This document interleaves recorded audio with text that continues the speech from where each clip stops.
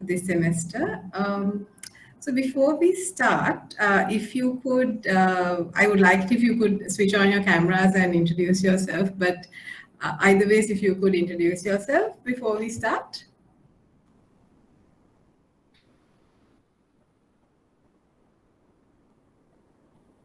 Who would like to start and introduce themselves?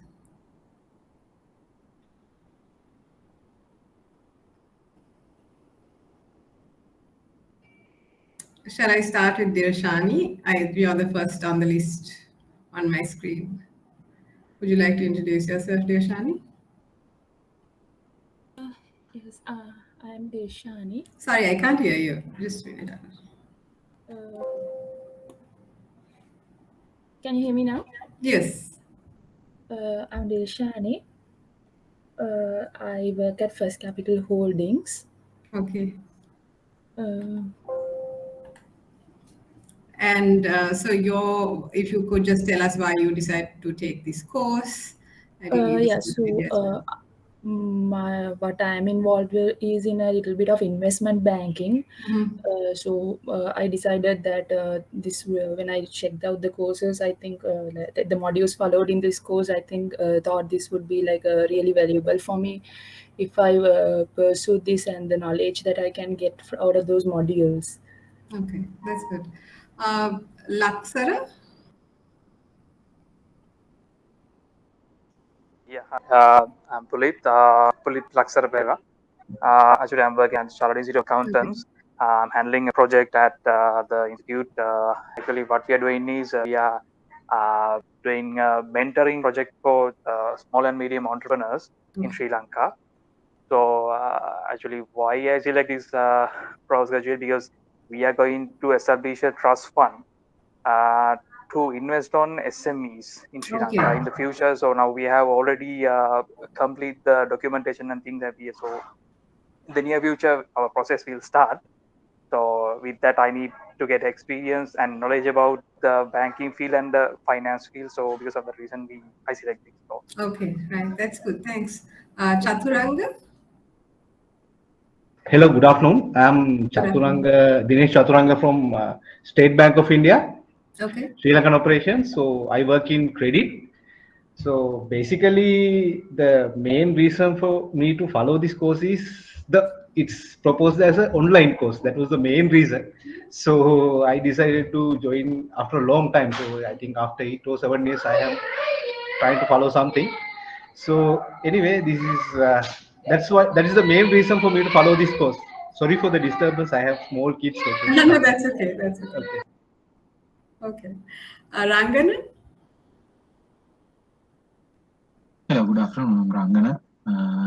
I work at commercial bank. Am I audible?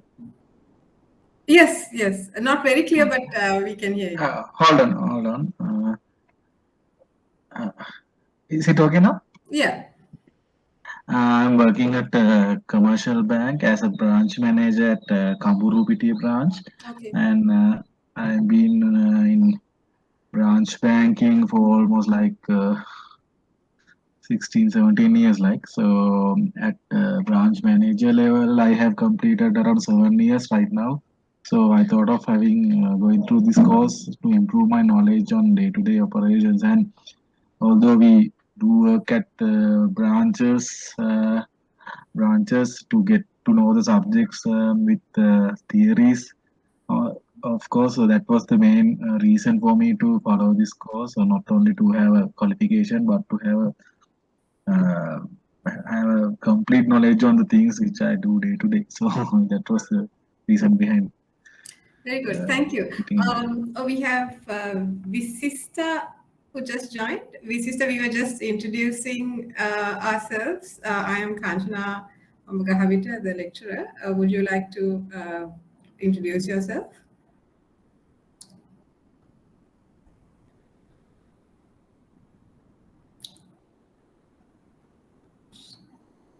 Visista, I suppose. I'm not sure. Hello. Yeah. Visista. Yes. I am working at National Bank, Kodihamam branch as branch operational manager. Which branch? Jaffna, Kodihamam. Okay, right. So we have Kamru Pitia and Jaffna as well. So that's nice. So Happy New Year to all of you, and thank you for joining. So I think you have various reasons for joining this course, and this is a mix of a theory and a practical course. So the way I've structured this is for it's the title is Digital Payments and Fintech Innovation. So it is a very new area. So you will be learning less of the past, less things that have happened in the past. You will have history as to see how things have evolved, but we are really looking at how we take what we have and focus for the future. So we will be looking at like latest trends and latest technologies that are being used in the banking services and financial services globally. And so that's basically what it is. But remember, what you will be getting from this course are things for the future. So you might not necessarily see it immediately in your surrounding. You will see things that are happening in your surrounding, but you will, a lot of it, especially towards the latter part of the course, is latest developments. So things that your banks, all these institutions are adopting for the future. So you will, by taking this course, what I really want is to prepare you for the future. And even in your work, you will be able to come up with new ideas, innovate in your roles, and you will have newer knowledge than I think many of your peers. So let's sort of keep this going as a conversation as well. So if you have anything that you want to know or any clarifications, just feel free to ask. So what I'm teaching today is pretty much what I do for my job at the central bank. So I have day-to-day knowledge on it and where it's going and what we're doing from Sri Lanka's perspective. My research qualifications are also similar. So feel free to ask whatever you like. And if I don't know it immediately, I'm happy to go and find out because it is new knowledge for me as well. So feel free to ask any questions as we go along. So I'll just start with the presentation. Here we are. Present. Okay, let me see.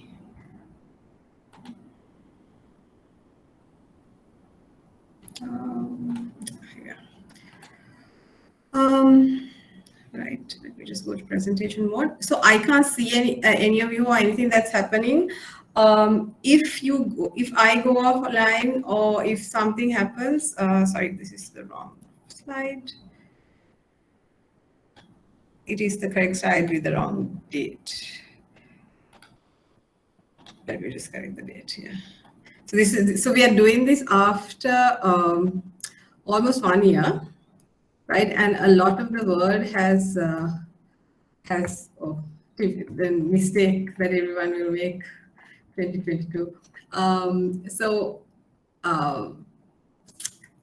Sorry, I can't see any of you. So if I go offline or something happens, call IBSL and they will contact me.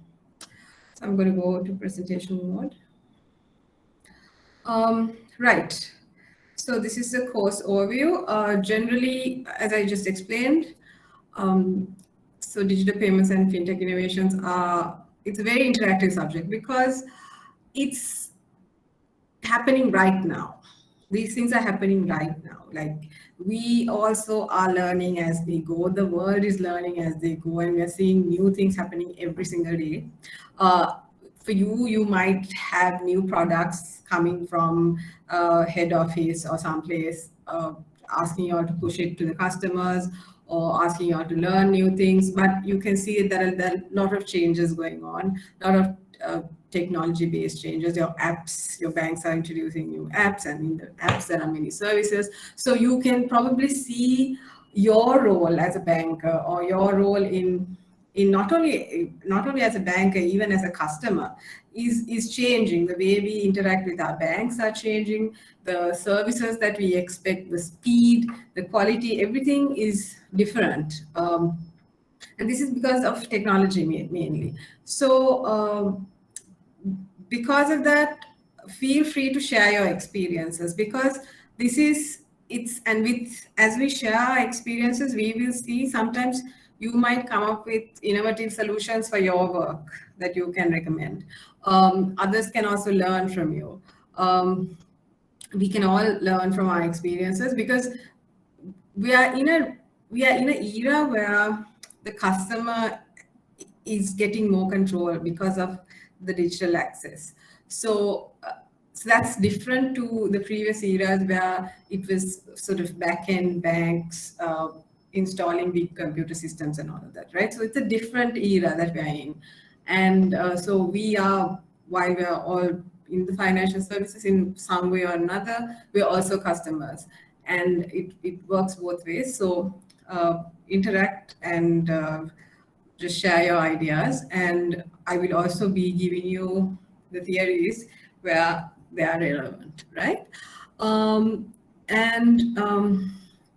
So we already had our class introductions. So we have to meet for 10 weeks.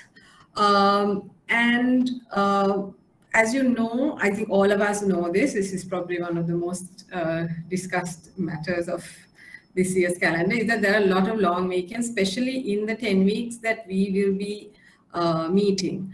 So my experience from last time was that people tend to go on trips and people don't turn up. And we've had some long weekends last year where the IBSL group, the coordinators and I have been waiting for students and no one turning up and also not announcing as well.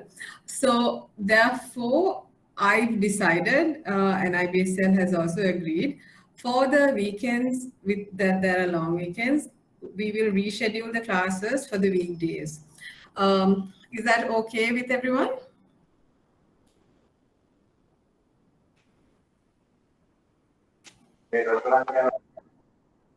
Yes, sir.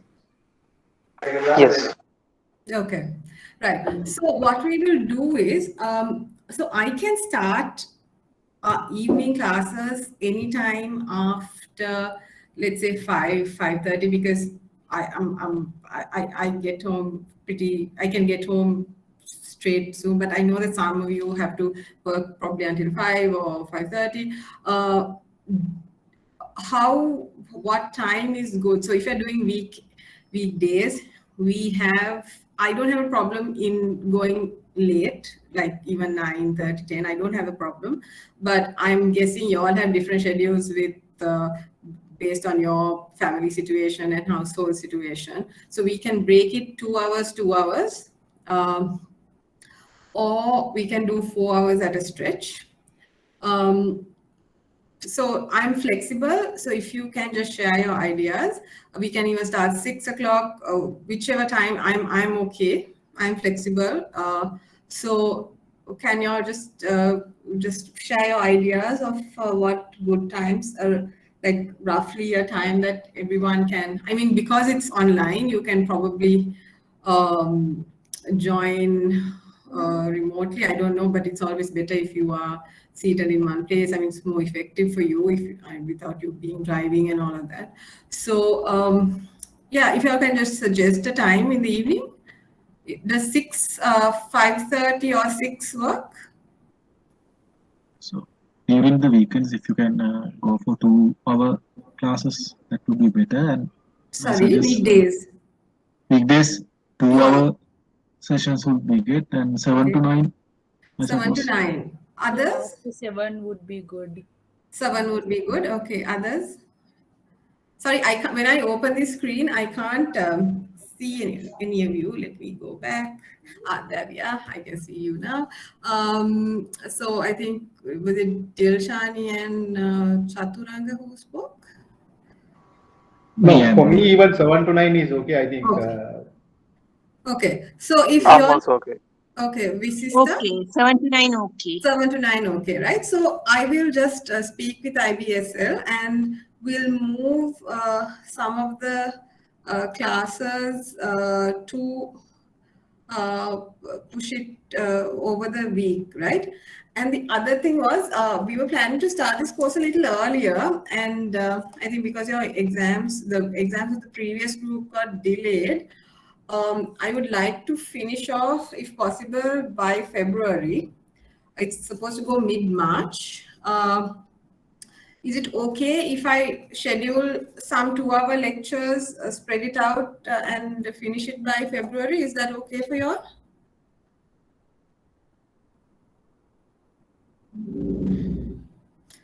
So it's okay for me. yeah, let's see how we can schedule it, whether it's because I don't want to make it too heavy for you as well. So we'll start off and I'll sort of roughly do a schedule with the weekends away and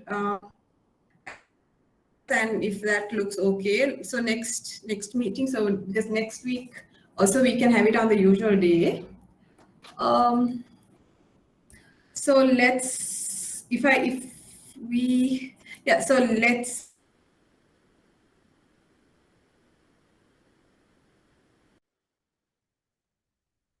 on the 9th we'll discuss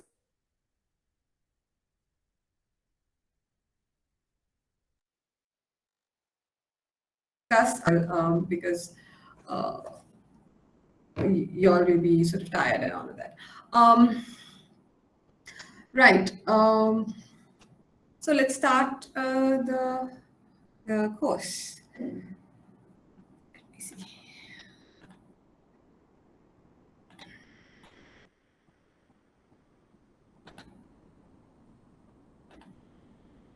So, okay, so this is the objectives of the course. This might have been in your brochure.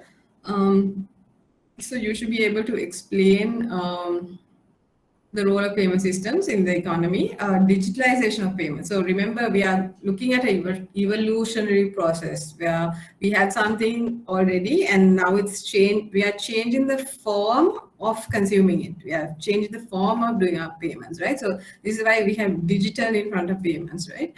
And the role of fintech in financial services. Do you know the word fintech? Have you heard the word financial technology?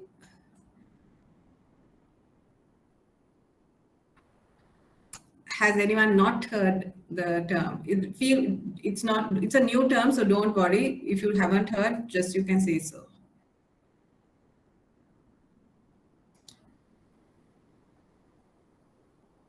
So has everyone heard of the term fintech? The word, of course, madam, we have heard it, but broad idea we don't have actually. Okay. So fintech is basically there are two ways to look at it. One is using technology to provide financial services, so very broadly, right? So then you might think, what is this? We are already having computers, we are already, having online stuff. What is this fintech? So this is where we use certain characteristics of technology to provide a financial service in a new way. Now, a good example is the QR code. Now, the QR code the QR code technology has been there for like over a decade or so.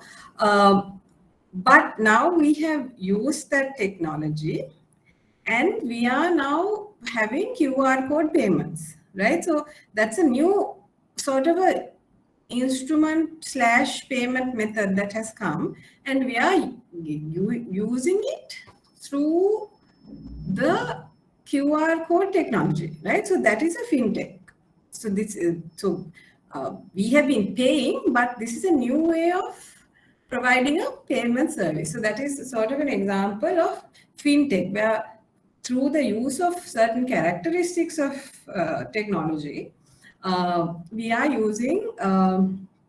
providing new types of services. So another example for fintech is mobile apps, right? So the mobile phone is the smartphones are fairly like 15 years or so now, and I think probably 10 proper smartphones where we can have them as apps and use them for financial services. So now the bank is using the app technology to connect their systems with the mobile phone and reach the customer.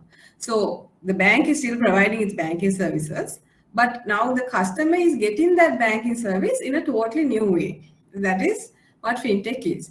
And a lot of the fintechs will be focusing, the latter half of the entire course will be on fintech, came from non-banks, right? Mainly from tech companies and ex-bankers who realized that people with new technological capabilities that people were having, that the existing financial services weren't really meeting those needs. So to meet those new needs or to show customers that the new capabilities, fintech emerged around 2012 or so. So it's fairly recent, right?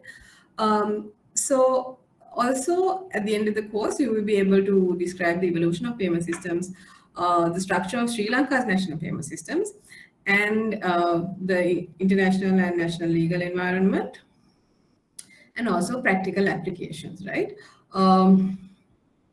So this is the course structure. I have changed the course structure from last year, and I have increased the focus on fintech and new technologies because this is a rapidly changing area, and in the last year there have been a lot of changes globally as well as in Sri Lanka, where we have had a lot more advancements and developments in a lot of the fintech related areas.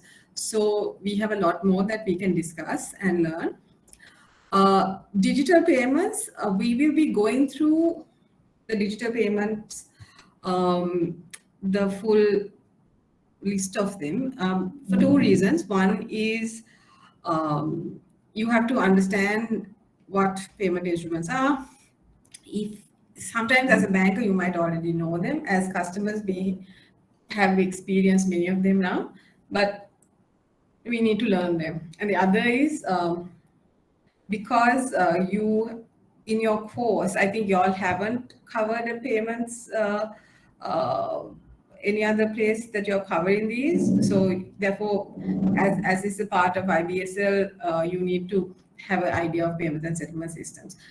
So those are the course material.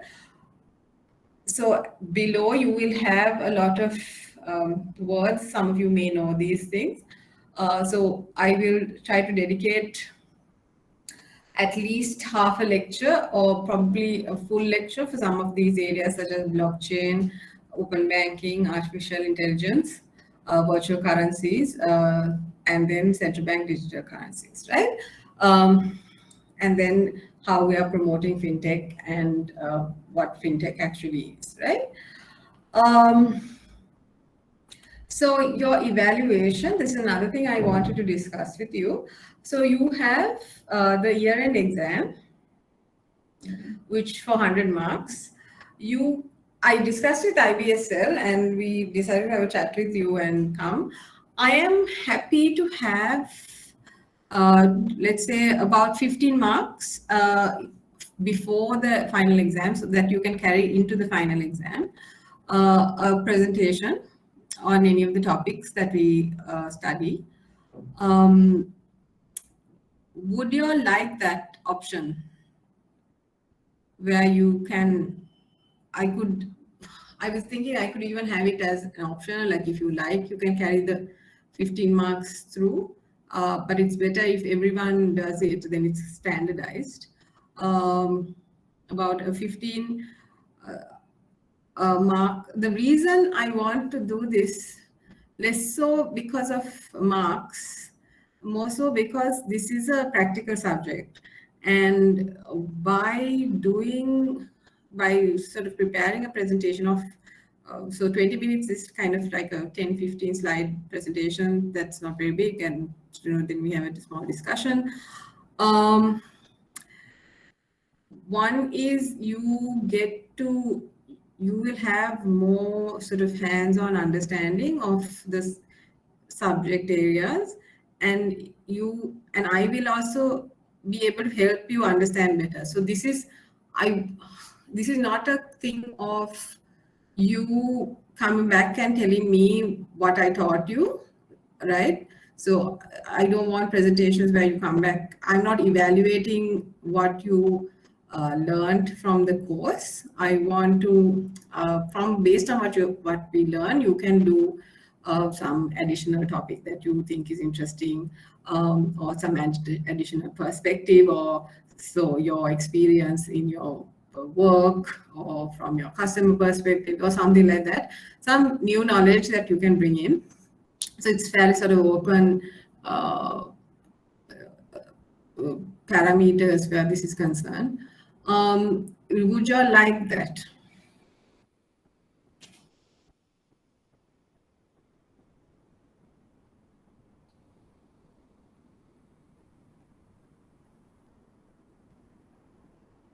Or you can go in for the full marks for the exam.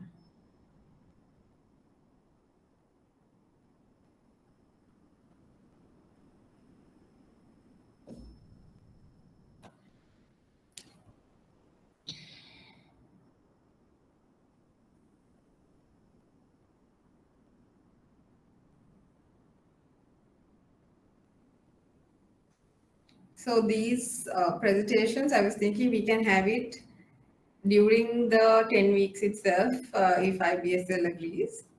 And we can complete that during the course period as well. Because this course has very few people.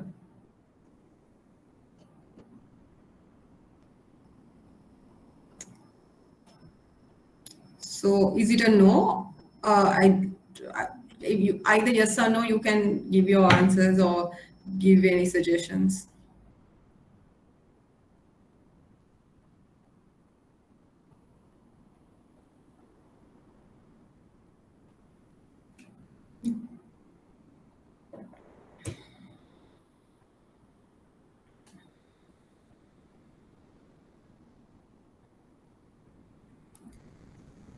So what do you all think? Because if it is up to me, I would like to have that.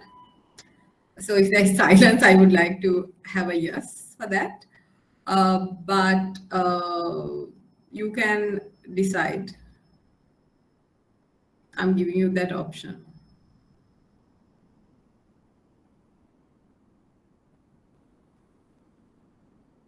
So what will happen is we will allocate days of within our schedule. I'll speak with IBSL how to do it, and do the evaluation.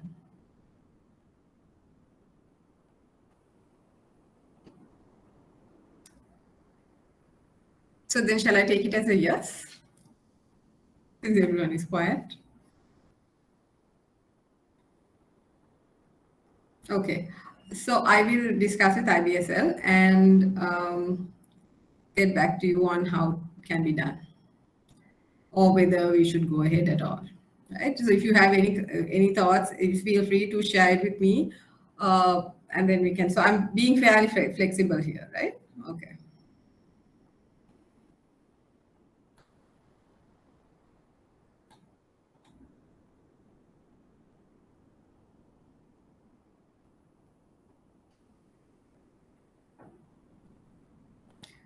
Right. Okay. So let's start the first lecture.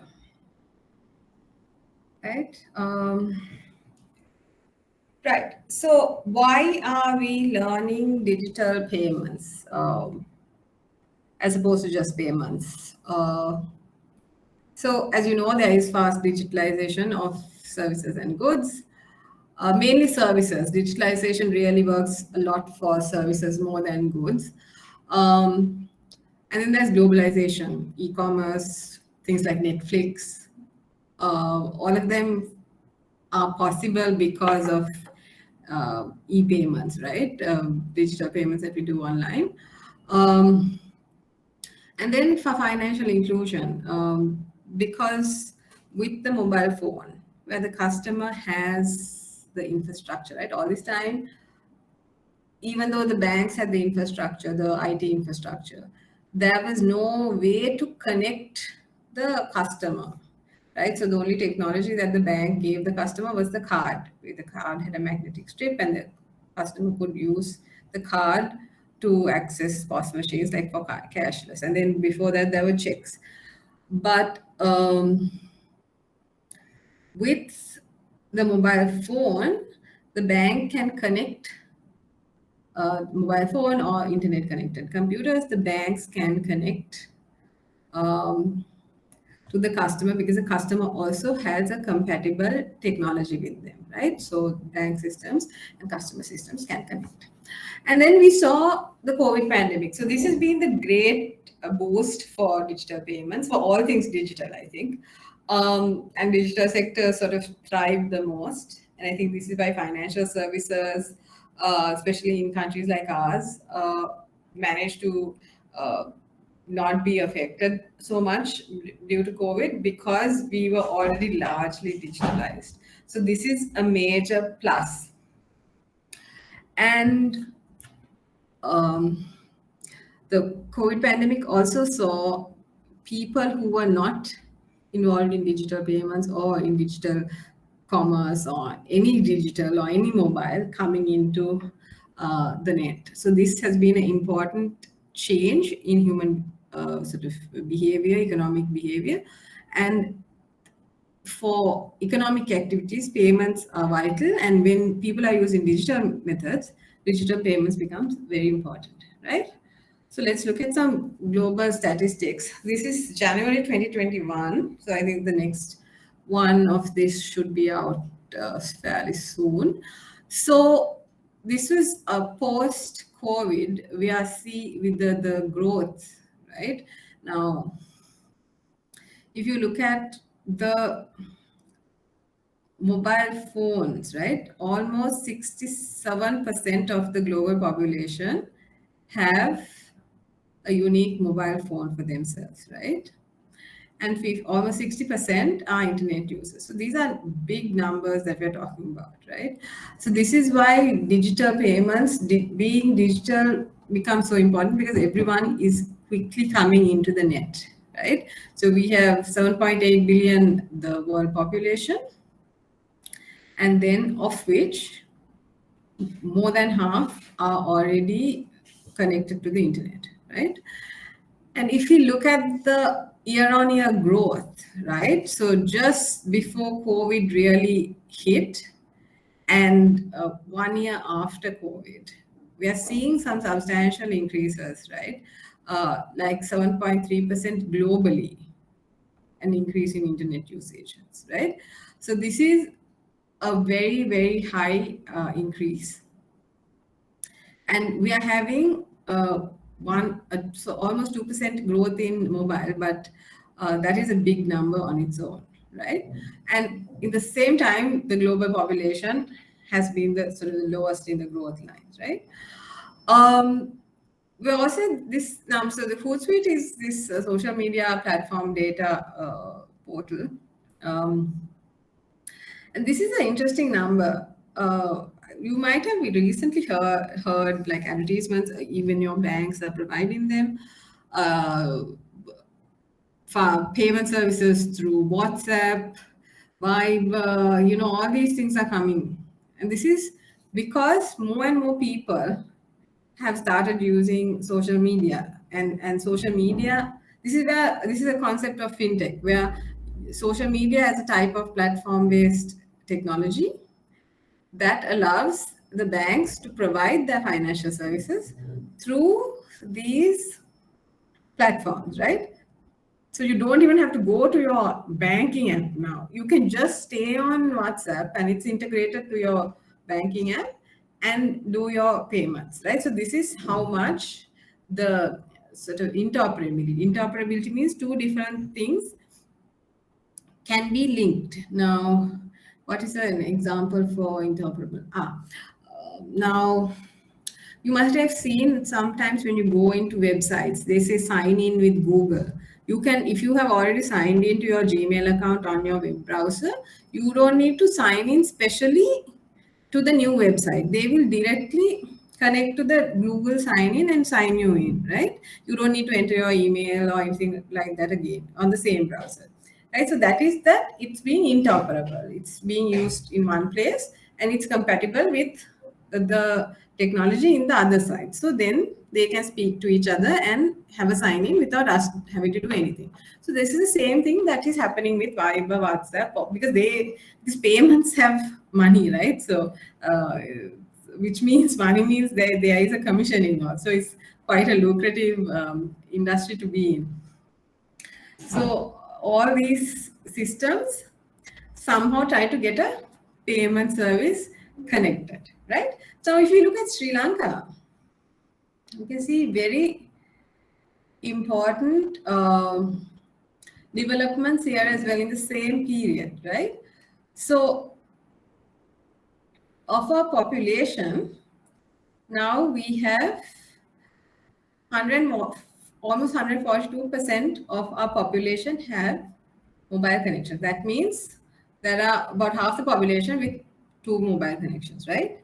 About 50% are internet users, and then 37% are social media users. When we look at the growth of these numbers, we can see that they're pretty similar to the global numbers, right? Of course, our population is much lower than the global number, and the phone connections have grown a bit more, slightly more than the global average.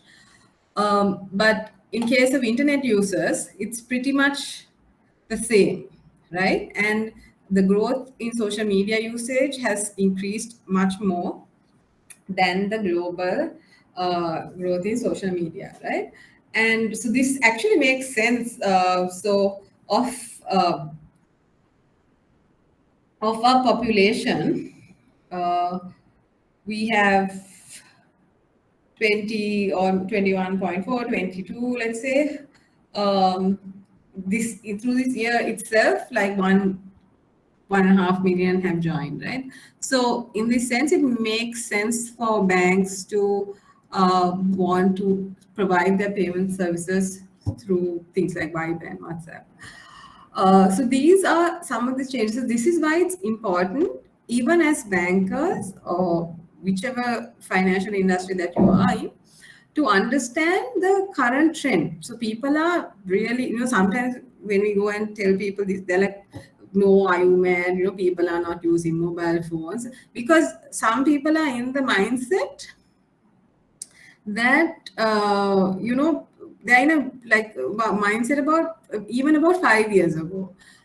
Now they don't understand that even the poor, they will try to go and buy a smartphone if possible. If the branch people in Kamrupiti and Jaffna can just share your experiences with this, what has been your experience regarding smartphone usages in your areas and coming and downloading the apps?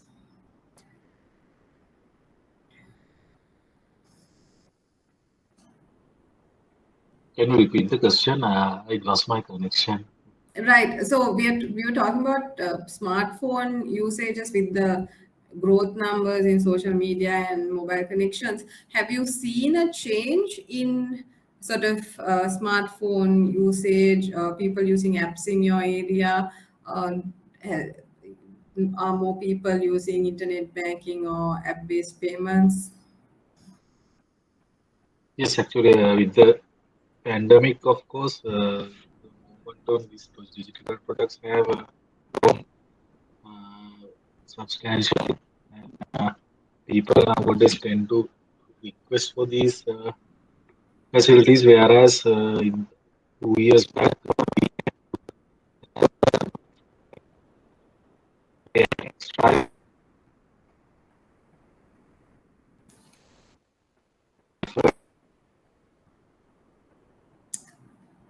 Sorry, your connection is bad, but I got your point. And I think another important thing that really made this change is education, because I think a lot of parents went out and bought phones and tabs for their children's education, and that way they all got sort of roped into the mobile internet usage. Jaffna, Visista, any from your earlier side, it was any very experiences difficult to that share sell on digital this? banking. Customers would like to come to the bank and do the transactions. But after the pandemic and all, it was very easy for us to sell this digital banking and solo apps, like, because all were liking to do the banking in their home. They afraid to come to the bank and all. It was very difficult for them. So nowadays, a lot of people are using the digital banking. Yeah, and so this is the change that we need to really acknowledge. This is because some people, sometimes we find it very difficult to convince some people. They just, because especially if you're sort of staying in Colombo, then you would still think, oh, the outstations are behind, or but they are catching up very fast as well. And I think for them, the financial inclusion, the digital access serves much more than for us, because if we can't buy something online or something, the shop is not too far for us. The main shop is not far for us. We can travel there and buy it. But for people in the outstations, this digital connectivity is really important, and also the safety. I think this is one of the real benefits of COVID that really pushed people to join in and take advantage of digital systems. Yeah, thank you for that. So again, mobile connectivity it's so world over. This is not something specially to Sri Lanka. So part of the way I want to sort of I will try my best to bring in some global knowledge as well, so that we are aware of what's going on in the world, because payments is a global phenomenon, and even financial services as a whole. I mean, there is a standardization, right? So we all follow central banks, and then all the banks and financial services, we follow global standards, right? So from the International Bank of Settlements or IMF, everyone follows a standardized system. So when there are changes going on, it's very important that we are aware of these changes, and we also adopt them, or we also study those changes that are happening in the other countries, because either we can benefit, or if we can study their experiences and say, okay, that is not a very successful one, let's just wait, right? But either ways, because everyone uses money, world over, everyone uses money. That's the common denominator in this whole thing. So when we're all using money, we can see how others experiences and what others are doing.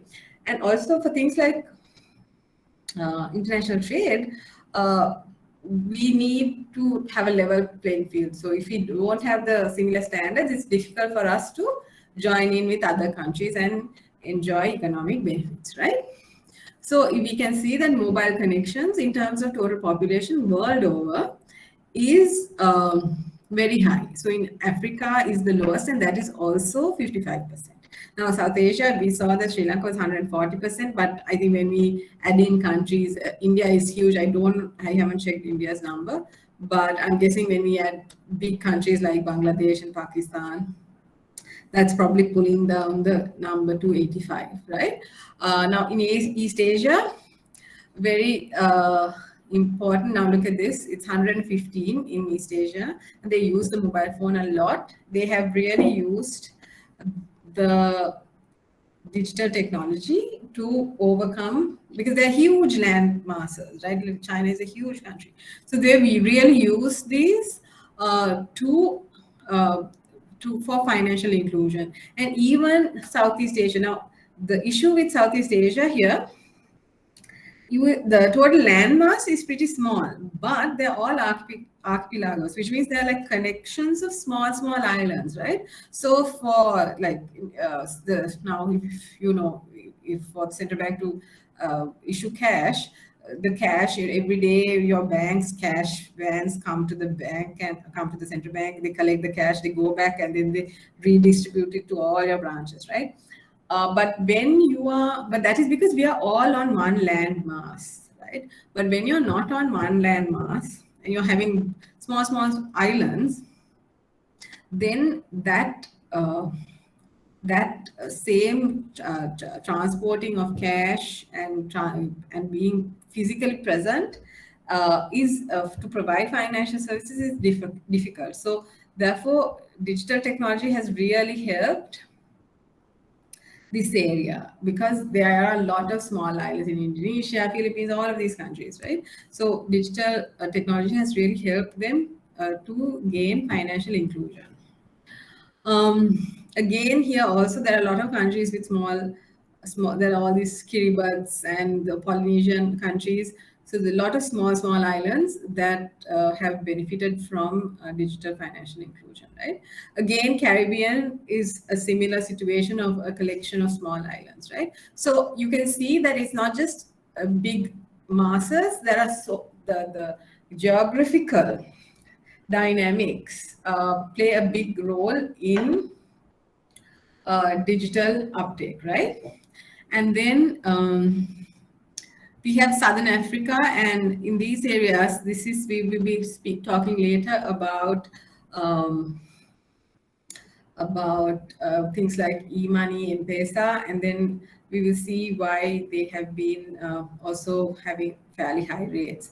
Of course, Africa is still the lowest. Also, I think there is these are still areas to be joined into this whole process. Again, then we have the developed countries, right? The developed countries also have high uptake, but interestingly now see the uptakes are. So here, what this is saying is more than. So of this whole region, more than like one person has like 1.3 mobile phones. So there's about 30% of that group that has more than one phone, right? But here, that is not so much. In the developed countries, fewer people have more than one phone, right? But as the development level reduces, Eastern Europe, Southern Europe is less developed than these areas. We see this more than one phone issue is coming up again, right? Like in Sri Lanka again, where we have more than one phone. That is probably due to like sort of lack of interoperability or lack of services or high, very competitive charges, where people are very price sensitive. And so to like make calls, you will have some people to call people who are in the government service, they will have a Mobitel, and then for the others, they will have a dialogue, that sort of thing. So these are sort of dynamics of countries and populations that we can see. Then if you take internet usage, globally it's over 40%, right? So we don't need to fear too much, because even in the developed countries, it's not 100%, right? And we see again, it's lowest. I've sort of left this one in because it's sort of a proper outlier. And here also they are the lowest. Other than that, everyone is kind of on a, so we have 242s, and then everyone else is above 50, but all below 100, right? Of course, here you won't get over 100, because one person, if you're an internet user, you are an internet user, right? Doesn't matter how many connections you have.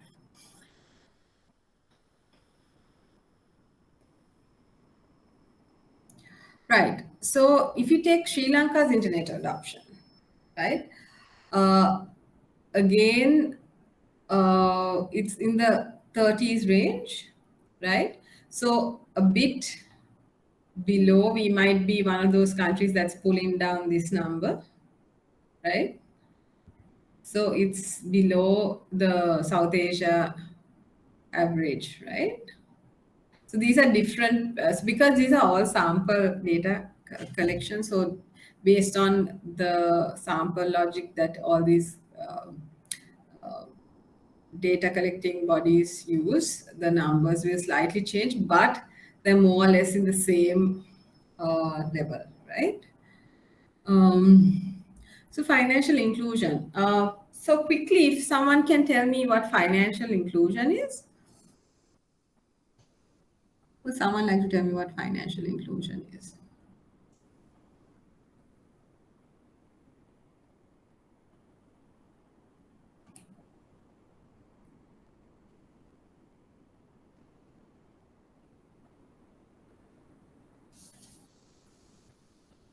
Have you heard of the word financial inclusion?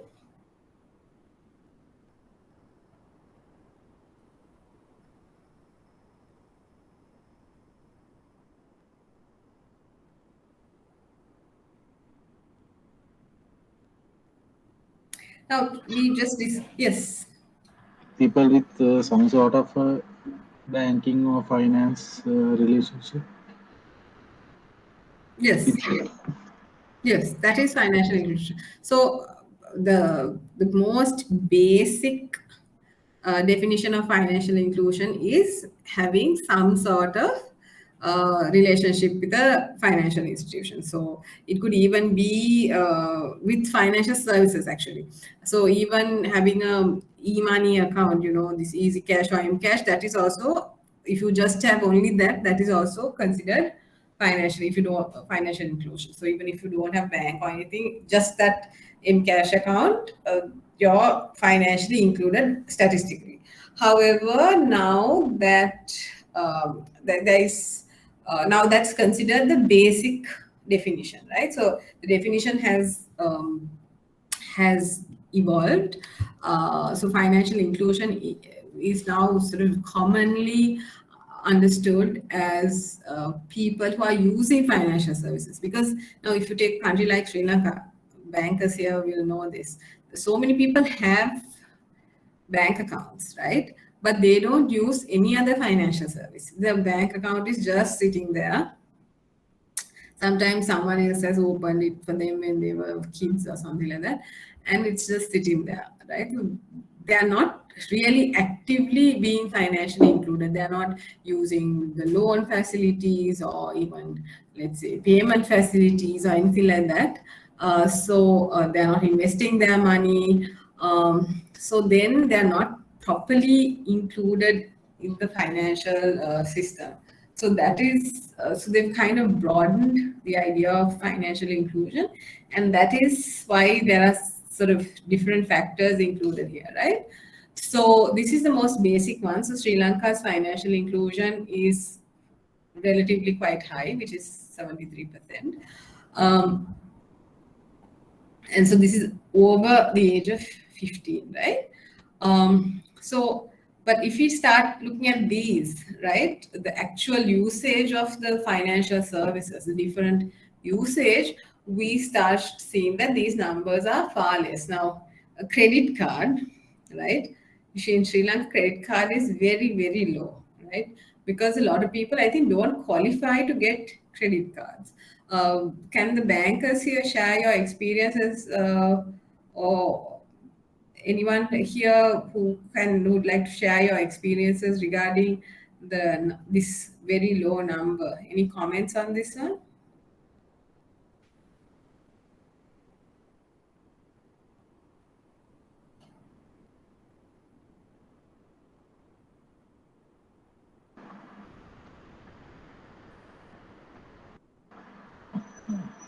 Hello. Yes. I think one of the main reason is the say if you go to interior areas, the places where the cards can be used are very much limited compared to urban areas. Because of that only, banks and financial institutions they find it hard to sell their credit cards because since I've been working at some remote difficult stations, the places where the cards can be used are very much limited. Although recently central bank has made some progress on these areas, but still, when we compare the whole picture, one of the main obstacles in conversing cards is the point of sales places in Sri Lanka. So it's very much limited in remote areas. Right. Sorry, if you don't mind introducing yourself, because I can't see who is speaking.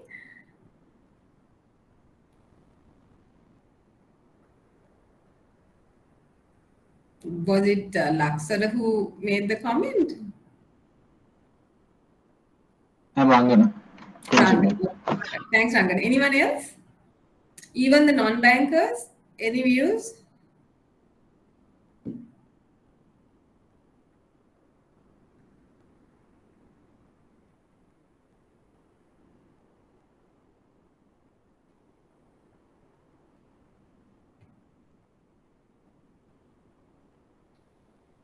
So I think what Rangana said was a very, very important point, because when we will be discussing credit cards as we go along, and we will see what the issues are with regards to the the ability to use credit cards, right? That's one reason, and the other is the other side is it's a credit card, so and it's an unsecured loan basically. So who are you going to give these unsecured loans? And most of the time it is people with fixed salaries. Others find it very difficult to get cards, or they default fast, and all. There are so many issues with regards to credit cards. So we can discuss that as we get to that place. So has a mobile money account, 2.4. That's not surprising in Sri Lanka, given that most people already have bank accounts, right? So this 2.4 is very minimally used. Then if you take online purchase and bill payments, it's 6.2, which is a fairly, I think, in comparison with these other numbers, this is a fairly good number, right? And then this is in terms of men and women. Now you can see that there is a big disparity, right? There's a big disparity. So this is a huge market, because Sri Lanka has more women than men. But when it comes to using online digital services, there's a huge disparity between men and women, right?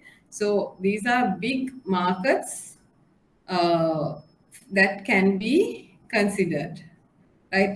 There is one, I think, I can't remember your name, the person who's helping the SMEs. So these are issues that will need to be addressed. These are sort of systemic issues that we are having in this country, sort of structural problems in the gender imbalance, even though there are as many women as men, right? So some of the major trends that we are seeing in digital payments, right? The front end, that is the customer end. The front end is the customer end. There's a lot of changes happening. We already know these apps, the things like Lanka QR, mobile money, all these things are front end things, right? So there's a lot of innovation happening in the front end. There's a strong growth of fintech, and regulators are also increasingly focusing on fostering innovation. And this is a global trend. These are all global trends that I'm talking about, right? And there is also a lot of changes going on in upgrading backend infrastructure. You know, the RTGS, the clearing systems, all those are also changing so that they can easily connect with the new digital technology, right? And then a lot of focus on real-time payments. So as you know, Sri Lanka is already almost fully into real-time payments for both large value and retail value. So most other countries are also coming in, but Sri Lanka was quite ahead in this shifting to real-time. And we will discuss this as we go, right? And the banks, non-banks, everyone is looking at new technologies such as blockchain. We will be talking about that towards the end. And then again, using data-driven solutions. Again, we'll be talking things like AI, that is artificial intelligence, right? And there is a global increase in e-commerce and cross-border payments. And this is very, very important, right? And of course, these days we are talking about cross-border payments a lot because of the current situation. But this increase in cross-border payments and global e-commerce has been a trend it's been a growing trend and it's just increasing, right? And with technology, ideally it should be easier to transfer money, right? So to make those necessary developments is very important. So Sri Lanka is also looking at how to develop better cross-border payment channels, because we have limited cross-border payment channels at the moment. And then there is increased investment. So the downside of going digital is there is a security risk. I mean, using your passbook and going and doing your banking and come back is a pretty safe method, right? But when we use online systems, there is always the threat of it being hacked. And so as much as you're doing all the other developments, you have to invest a lot on security, right? And this is a very, very important thing that banks are now investing a lot. So the IT budgets are rather large. And we are also seeing developing economies how the innovation is disruptive. We'll be learning what disruptive innovation is as we go along. So disruptive means that the status quo gets disrupted by a new innovation, right? And what we see is they leapfrog. That is, now, for instance, in US, their credit card usage is very, very high. Their check usage is very high.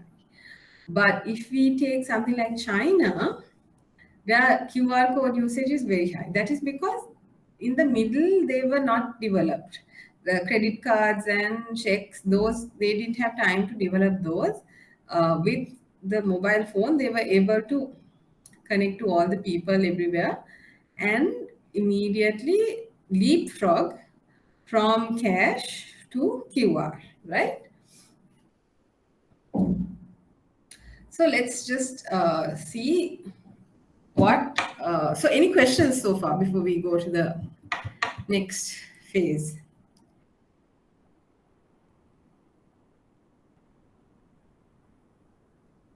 Any questions or any comments? Anything that you'd like to add from your experience?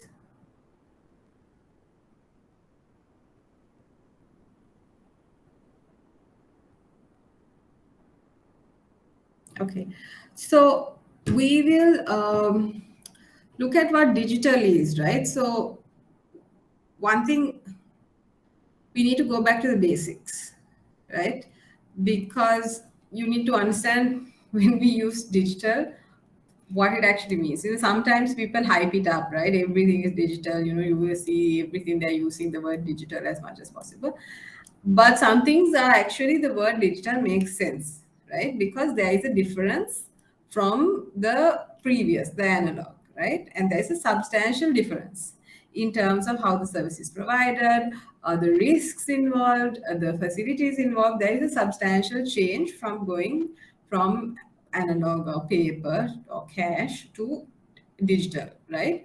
So that's why to understand digital payments, let's go to the basics, right? Because we have to keep coming back to the basics, and this is the part that you all have to compulsorily learn as people in the financial services, the basics, right? So we'll go right to the very basics. So you sometimes might be wondering, oh, why is she going so far into the basics? But sometimes people forget, and it's important that we make these connections to those basic points. Then, regardless whether digital or analog or whatever next word that comes, you know the basics, and it is based on those basics that everything else functions, right? So we see different types of payments, right? So there's a house, there's a company level, there's a bank, and then the economy as a whole, right? So when we take our household payments, we have a whole heap of both sort of very basic day-to-day expenses, more investment type expenses, not so regular payments. It's a mix of payments, right? So it's not all payments are not the same. I think that is the point of this. Having different types of payments are now, if you take a gym membership, that is, let's say, a monthly expense, right? Food might be a weekly expense, right? Petrol also would be a weekly expense, right? This is a monthly expense. This might be hopefully never in your life, right? This again could be an installment, a one-off payment. So there are different types of expenses in the household, right?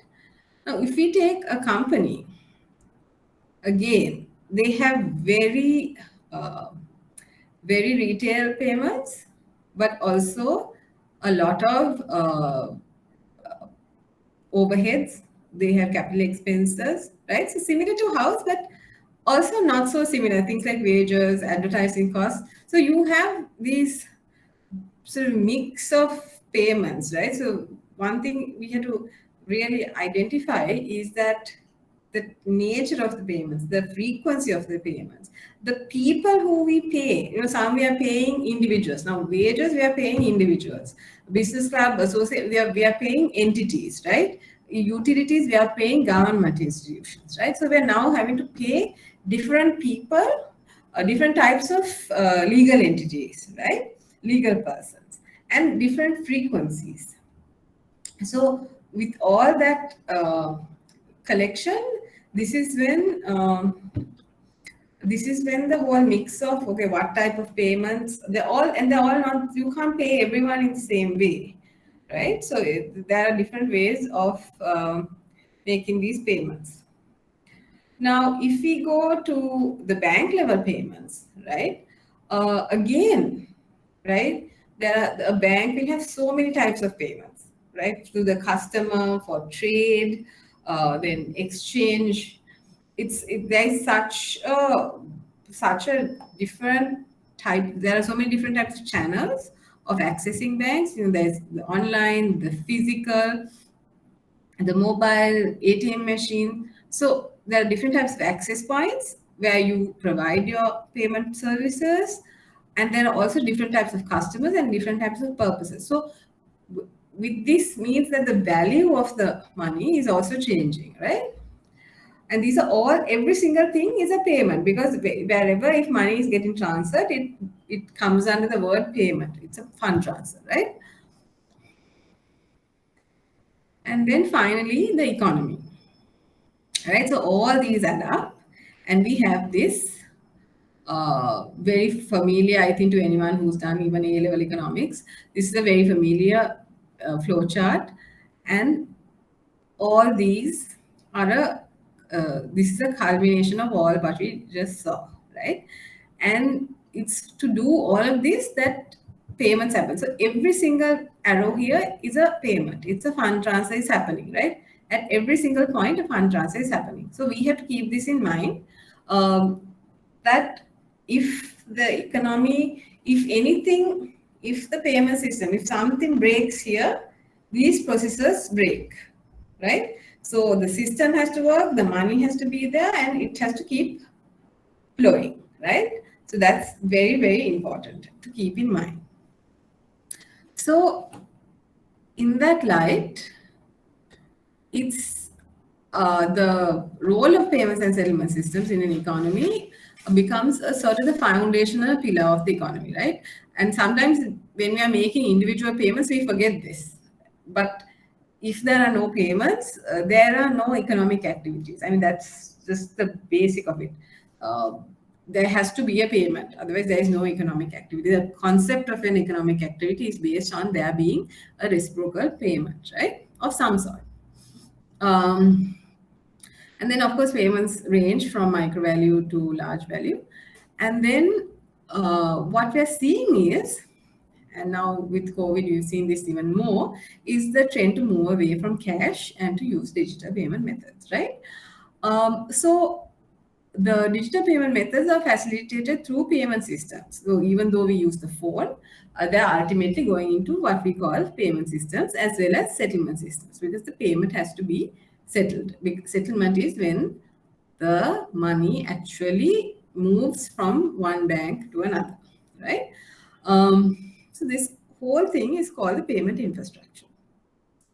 Then for the efficient functioning of a payment system, it is vital for the efficient functioning of a payment system is vital for the smooth functioning of the economy. Now that is what I showed in the final picture. If one place in the economic flow gets stuck, right, the entire system could fail. Now, sometimes, let's say you're going to buy a house and you have to make the payment tomorrow. And it's tomorrow when you're going to make your RTGS transfer. Let's say RTGS, something has happened. Then that whole thing comes to an end because the person might not give you the key until your payment has been made. And let's say now you are on rent and you have told your landlord, okay, we are leaving tomorrow because and you don't have, then if that has not happened, you could be homeless, right? So that is the gravity of not having payment systems functioning properly. So fortunately in Sri Lanka we have not seen such incidents at a large scale. So it's been fairly smooth, and we spend a lot of central bank and the banks spend a lot of their energy on ensuring that payment systems run smoothly, right? And then with all this, the increased complexity and interconnectedness of systems increases the risks of systems failing, right? That could adversely affect the system, financial system stability. So when we are having multiple systems connecting, right? So we have the central bank system, we have the bank system, now with everyone else digitalizing, they are also connecting in. So there are multiple points of possible failure. So that risk it's real now, right? Things being hacked. So when those risks are there, we are spending a lot of our energy to make sure that those risks are minimized.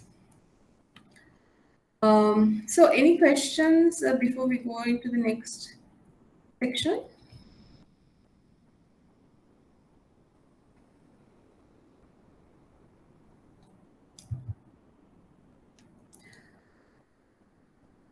So we started at about 140. So we are 243. We'll do until 3:15 and take a break. Yeah, we'll go on until 3, or perhaps, yeah, about 3:15, and then 3:30, 4:30, 5:30. Okay. So any questions?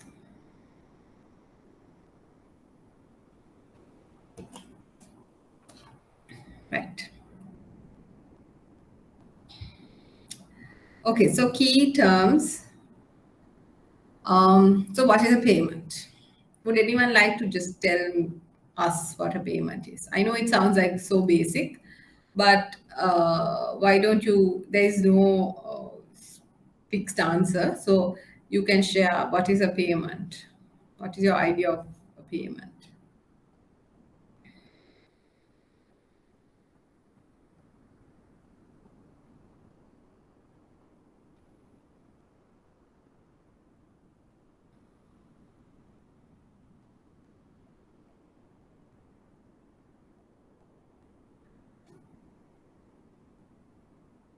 Anyone would like to tell?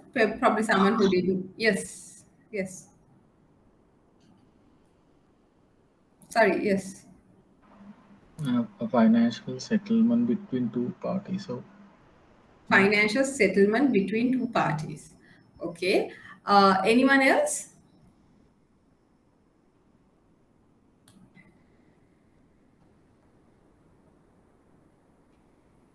Any other definitions? It's like a transfer of fund from one party to another. Okay, transfer of funds. So financial settlement. Anyone else? Any other definitions or any other ideas of what a payment is?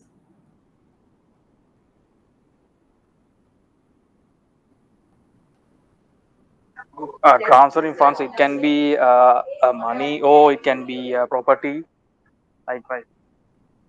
Like an asset. You can pay with non-money also.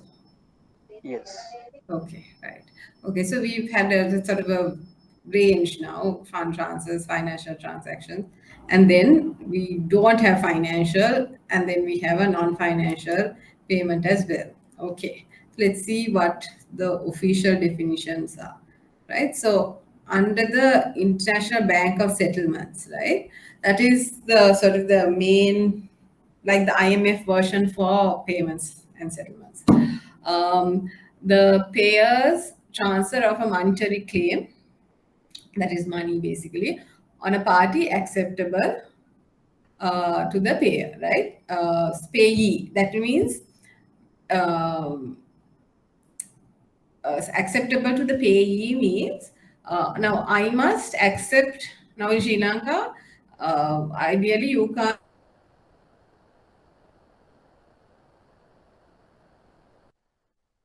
rupees. So if you go to use dollars, sometimes in the current situation, people might accept dollars, but it is illegal, right?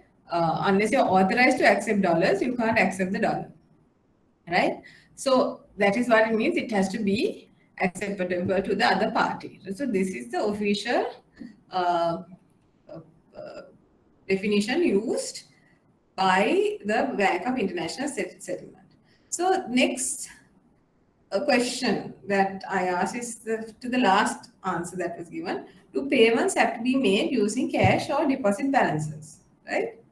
Now, is that the only way? Because remember, this Bank of International Settlements has a very specific purpose. It is the global sort of international body that overlooks payment systems of central banks, right? So obviously their definition is not going to include non-cash because it's not relevant to them. But it does not mean that non-cash payment methods are non-existent, right? So this is why we should always critically look at the basics. So initially you might have thought, oh, you know, what is wrong with her? Why is she asking us what a payment is? But the reason I brought this was because we have to critically think, and this critically we have to evaluate whether the cash component is a necessary component of what is called a payment, right? And why someone would use the cash payment in their definition. Now, a normal person will say paying cash because that is correct. That is 100% correct. Even here, it's correct because now, right now in the world, that is the way. When you're making a payment, you pay with money. That's the sort of legal standardized way of paying for anything, right? But in another reality, we can have a non-cash way of paying, and we should be aware of those alternative scenarios because that can happen at any time. So the famous one, of course, is the barter system, right? And nowadays people are talking about these barter systems with prices going up, and now with our dollar issue and all of that, people are talking about barter systems, right?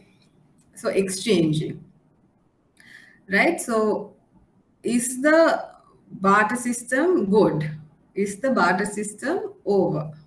So some discussion points. Any thoughts on these?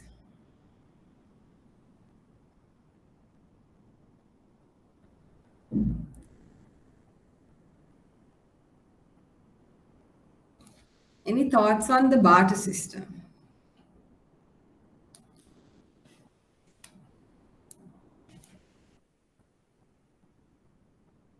Why would a barter system emerge in a country or in the world? Why would it emerge? Could it emerge?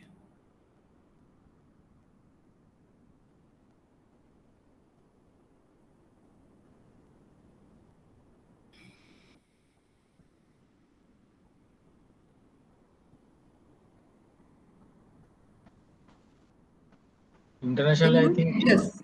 Yes. I think certain say I'm not sure about my answer, but say once Sri Lankan government tried to exchange our tea with fuel or something, which is something similar to barter system. So it really prevails right now, but the usage is not like earlier, I suppose. So I'm not sure about my answer. Yeah, so I think that is, sorry, is anyone else also, does anyone else also want to add before I just go into discussing that point?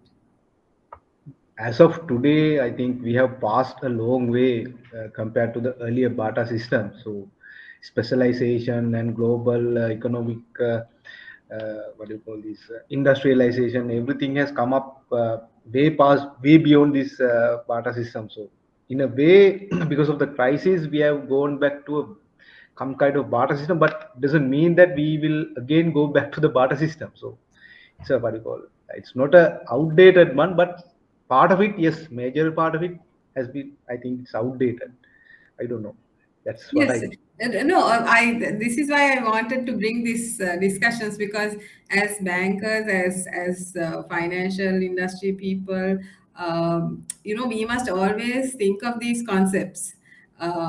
Where are we going, or are they coming back in new versions? Is it an old concept that is coming up in new versions? And also the concept of the monetary system. How do we keep the monetary system going? Because the monetary system is a standardizing process, right? It makes it easy. Now, the slight difference of the Iran crude oil system, though it looks like a barter system to us, it's slightly different from barter because there's still the value goes in dollar terms. So instead of moving, let's say, cash to and fro, we are in dollar terms, we are exchanging the value. In the ideal barter system, there is no common standard of a medium of exchange, right? So there is no sort of third standard of exchange. So then you say, oh, my 10 hours of plumbing is worth 2 liters of milk per day, right? So you're directly exchanging one for one, right? But Iran didn't say my 1 liter of crude oil is equivalent to your 2 kilos of tea, right? If that happened, then that's a barter. But here it was it's on dollar denomination anyway, so they're slightly different. But conceptually, when you just describe it, it sounds a lot like the barter system. But of course, it is not really that. But and also you raised a good point. I'm sorry, I still haven't caught on your names. I'd be really happy if you would just quickly tell your names before you speak, so that I can catch on your names. The important thing is how to maintain the validity of the monetary system. Now, a monetary system is something that we have created, right? So when it's something that we have created, there are many factors that influence its viability. So when all those factors are in place, only the monetary system works. Otherwise, it becomes difficult to hold. And as you rightly mentioned, the world has come very far. So now we will try our best to maintain the viability of the monetary system, because we know the conveniences of the monetary system. So we will try our best to somehow not go back to the barter system, because we know that there are many problems with the barter system. Right, thank you. So I would like if the others also jump in with your views. It doesn't matter. There are no right or wrong answers here. Just different views. I mean, also always our views are based on our experiences and different places that we are coming in from. But I would like you all to critically think on these concepts, because we are living in a very dynamic time. You know, things are changing all the time. So when things are changing, the key concepts are the stable factors. So it's important that we have a good understanding of the key concepts. So okay, so now we go into cash, right? So from the monthly claim, this thing, a payment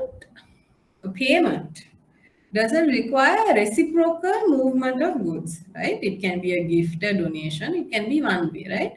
So that is one thing we have to remember. In a payment, it doesn't have to go. So when we are describing what a payment is, it doesn't have to be something made on behalf of anything else. It could just be one way, right? So now when we take a cash payment, right? Now cash is a great invention, right? It is a medium of exchange. It's got very good qualities as it's a store of value. The great thing about it being a medium of exchange is that it standardizes, right? It provides a standard for everyone.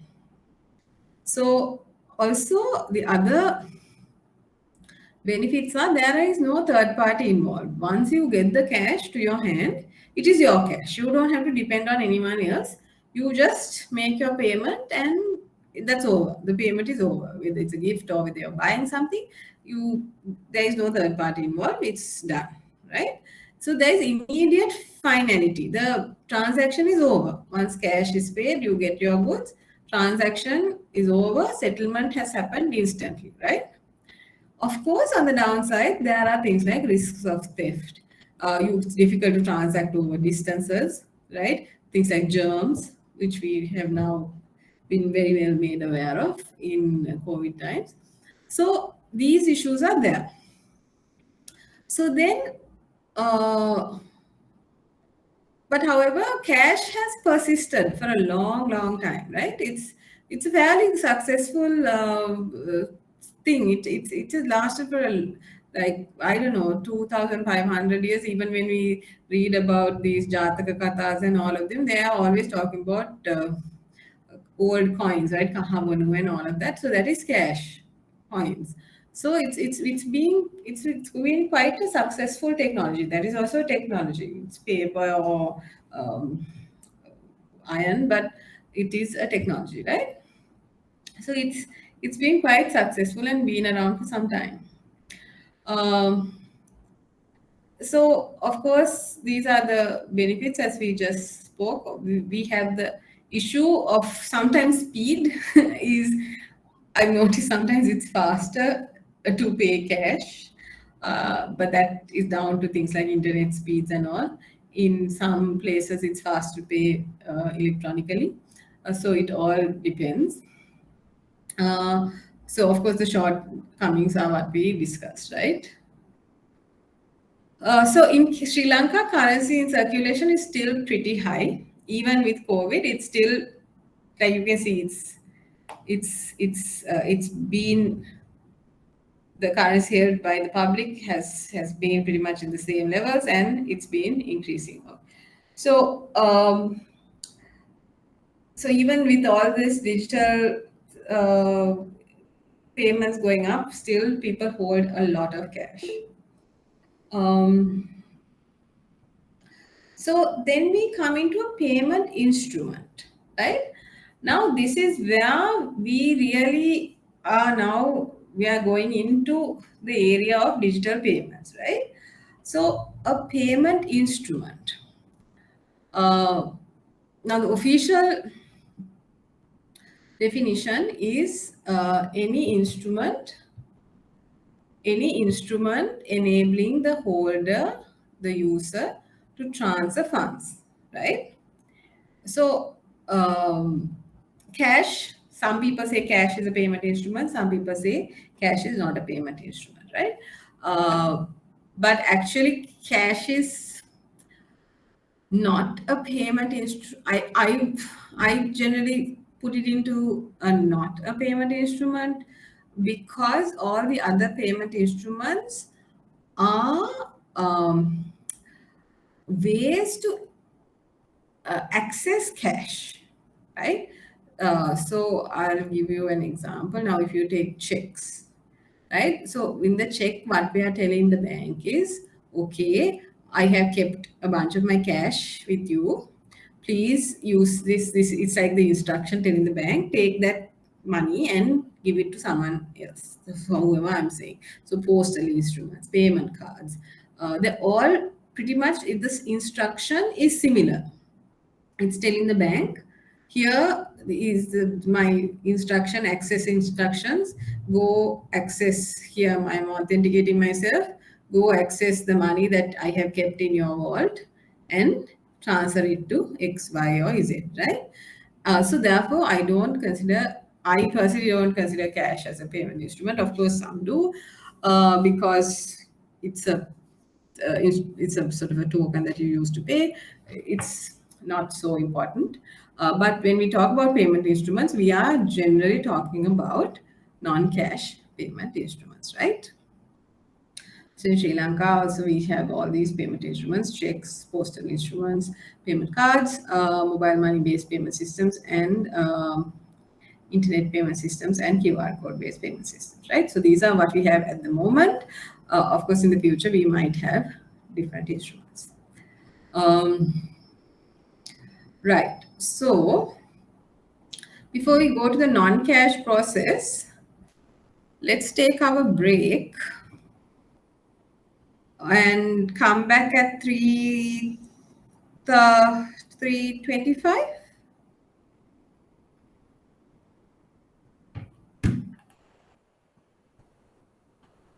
Shall we come back at 3:25?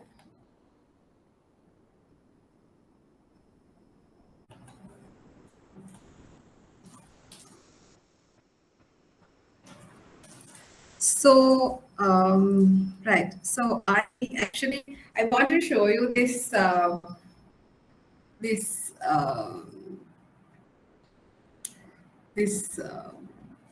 video on cash. On, guys talking about how old cash is.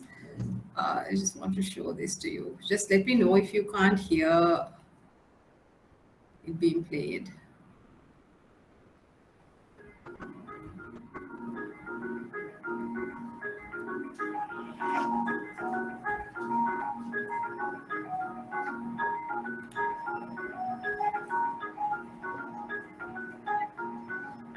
So we're going to show you some of the objects that we have on display in the gallery that show the history of money from 4,500 years ago right up to today.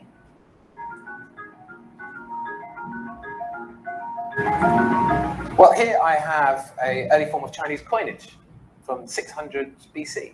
Now, it looks slightly strange to us, but it is a coin, and it's in the shape of a spade. And it's in the shape of a spade because that's what was important to that society, agriculture. This tiny object is actually one of the earliest coins, and it's from the Kingdom of Lydia, which is roughly where Turkey is now, from 650 BC. And it was made of a natural alloy of gold and silver, which was found in their riverbeds. And it was used really for high-level trade, so it wasn't widely circulated, but it is the basis of our coinage today. Now, there was a lack of small coinage in the system, official, made by the government, so people made their own. So this is for a tobacconist from Southwark, and on it you see a wonderful image of a monkey smoking a pipe.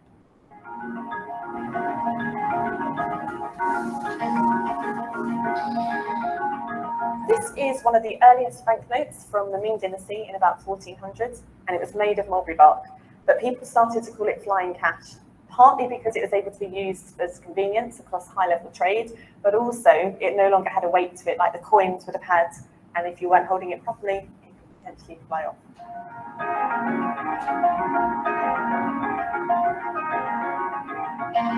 Well, here I have an early credit card from America. Now, America is the first country to issue the credit card as we would understand it in the 1950s. But the idea of credit goes back throughout the history of money. And what's interesting about this is that to get people using it, they just mailed them out to people who hadn't even asked for them, just to try and encourage them to use this new form of payment.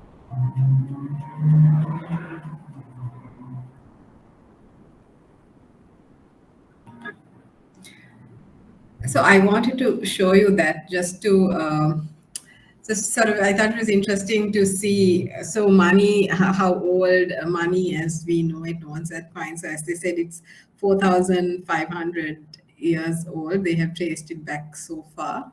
And it's, until we had fiat currency, it's basically, it uses something that is important, like gold or something that has an interesting value as well.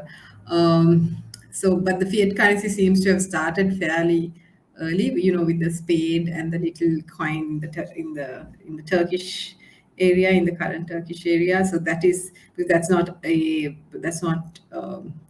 gold and silver per se, it's an alloy, so it doesn't have the same value. So that is sort of a concept of fiat currency that we use now, where the face value and the value of the coin itself, the material of the coin itself, is not the same. Right. So let's go back to our non-cash. So non-cash payment, so it can use either paper-based or electronic payment instruments, what we now call digital payment instruments.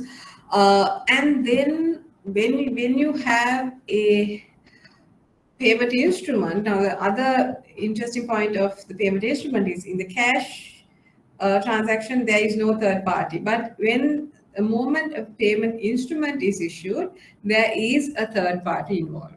Right? There is a third party involved in your transaction, and who is the one who issues the payment instrument, right? So in this case, it would be banks or other payment service providers like card schemes, e-money service providers, app providers, then the clearing and settlement networks. There's a huge, this is where the process starts, right? So when there is a non-cash payment system and a non-cash payment instrument involved, then it immediately goes into a very complex environment with many actors who are facilitating that payment, though it looks really simple, that it goes from point A to point B, between point A to point B, there are many people in the middle, intermediaries, who are sorting it out so that it goes fast and quickly from point A to point B, right? Settlement of a payment-based on clearing and settlement procedures of the selected payment system. It can be either real-time or deferred, right? So it can be instant. Now in cash, we saw it is instant. We give it, finality is immediate. But in payment instrument based or in a non-cash payment method, it's not guaranteed that the settlement is instant, right? Then there is some medium to interact for the payer and the payee. Either it can be a check, which is a paper, which is issued by the bank, or an app or something. There is some medium where the person has to use to interact, right? Of course, there are more security features, even in a check, right? You have to sign it, you authenticate the check by signing it, and then you can't just transfer it to someone else unless it's a cash check. You can cross the check and take certain actions to increase the security of the check, right? So even a check, you can do that. And with digital technology, there are several standards such as EMV standard, then things like SMS alerts, those are all there to increase the security, right? So now this is a sort of a stylized process of the payment transaction. So the payer, so this is pre-transaction, here the payer, then it goes to the payer's bank, right?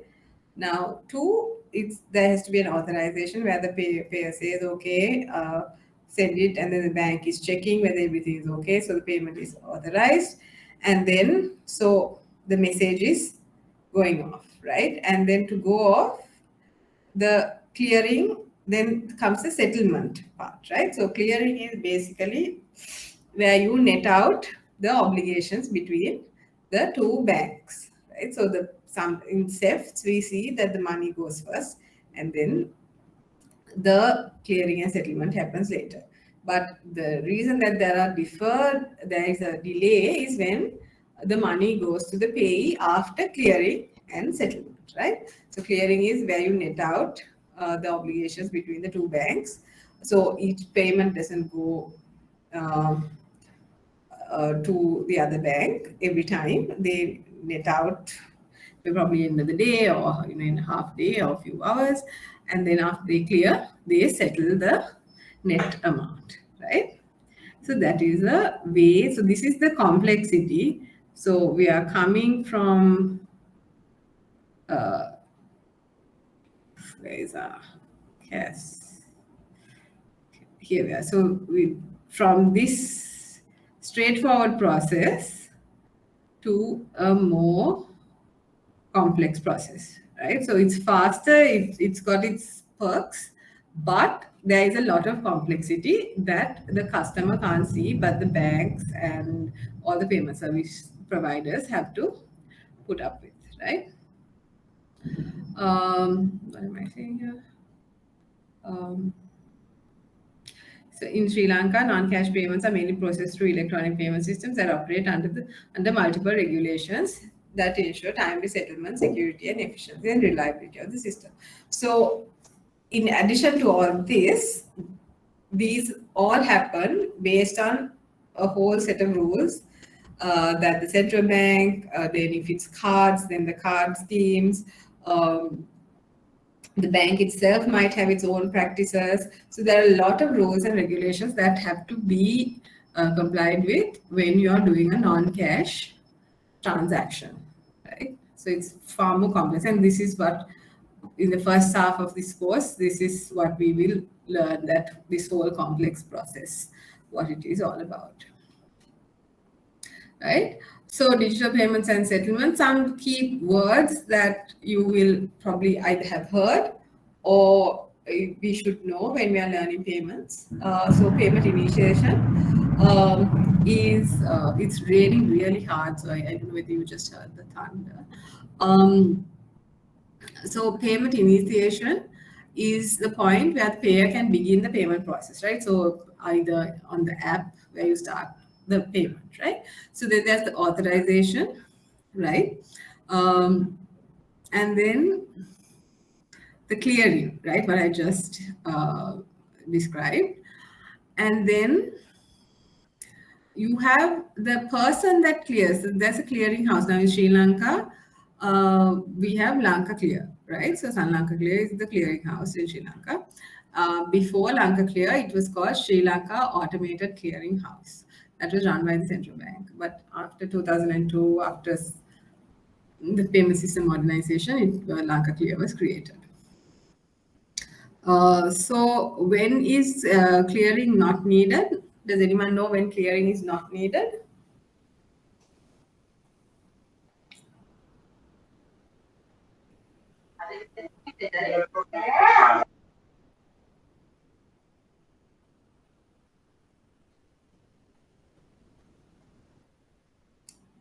Anyone?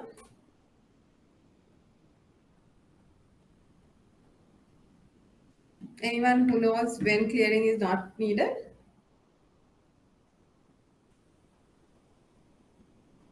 So clearing is not needed when there is no netting involved. So RTGS, which is real-time gross settlement, is it's gross. So there's no netting involved. So then there is no clearing. Every transaction goes, each transaction is settled between the banks in the time that it is executed, right? So settlement is where the the money actually moves from one bank to the other, or one financial institution to the other, and then it goes to the customer's account, except in arrangements such as SEFs, which is slightly different. We'll discuss it when we discuss SEFs. So types of settlement, there is the final settlement. These are just words so final settlement is when it finally goes into the two banks. Then there is deferred net settlement. That is what I described earlier, where at the end of the day, so it's not real time, it's deferred, it's sort of processed in batch wise, right? And gross settlement is what happens in RTGS. Each transaction is settled on its own. So what is a payment system? A payment system is a set of instruments, procedures, rules. So if all this plus the participants, all that is what is called a payment system, right? So this word has two meanings. One is where everything is concerned, and then we call individual systems also the IT system, also the payment system. But those systems are written, the rules and all these procedures are already written into those systems, right? So this is what it says, another definition. The national payment system is a term given for all payment systems, right? So when we call it a national payment system, that is all these payment systems together, because they're all interconnected, it's called the national payment system, right? So they are interconnected because they all use central bank money. So at some level, they will connect back into the banking system and the central bank, right? And then when discussing payment systems, the focus is largely on interbank payments, right? Where customers of two different banks or financial institutions want to transfer funds between each other using non-cash methods, right? So that's an important thing. So in our discussions, we are talking about interbank transactions, because within the bank will have its own system. Even when you're transferring money online, you will see your own bank or other bank. So if it's your own bank, it goes to the internal banking systems. So it doesn't come into the national payment systems that we will be discussing, because it's not necessary. It's an internal transaction for the bank. There is no settlement because it's still moving the bank, the money in the bank's vault won't change, because it's just moving from one customer's account to another customer of its very own, so that it won't have an impact, right? So these are all interbank systems that we are talking about.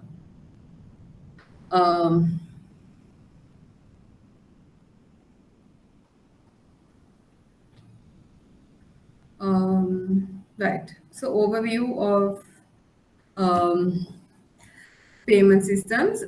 We have large value payment systems and retail value. Large value is the retail payment, the RTGS system.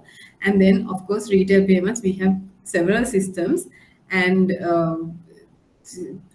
they have now sprouted further. And when we are discussing retail payment systems, we can go into detail. And as we discussed at the beginning, retail payments is what is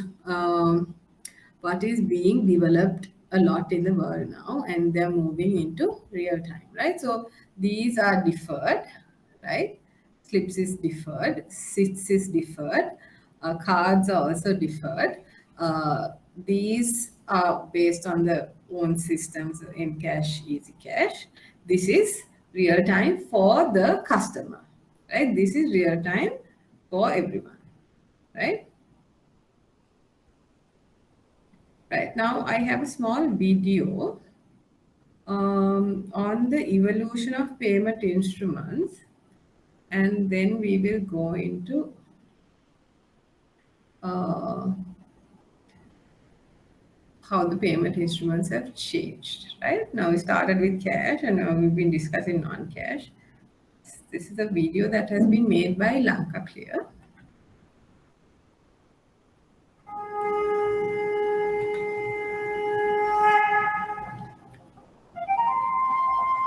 During the first phase of civilization, man fulfilled his daily needs by engaging in trade via the barter system, a system that typically treated everyday goods and services as the currency for exchange. He then began to use high-value items such as gems, pearls, and gold as a medium of exchange. However, though negotiable, the barter system did not go on to be used for much longer, as it was deemed impractical and difficult due to its obvious limitations. As a result of the progress of man, sovereign countries and governments were formed, and eventually the prehistoric currency underwent rapid development. The world subsequently moved into paper money and coins for trading purposes. Man got accustomed to using this new and evolving currency system for trading and began to gather wealth for future use. He did so by placing his hard-earned cash in so-called safekeeping spots, but none of these primitive methods proved successful in keeping money away from burglars and natural disasters. As a solution for this issue, it reached a milestone in the area of currency exchange with the introduction of checks. Sri Lanka saw the establishment of Lanka Clear in 2002. Under the guidance of the central bank, the entity essentially automated the otherwise time-consuming check clearing process. The introduction of the automated check clearing process, named Check Imaging and Truncation System, allowed Sri Lanka, second in the world, to introduce such a facility.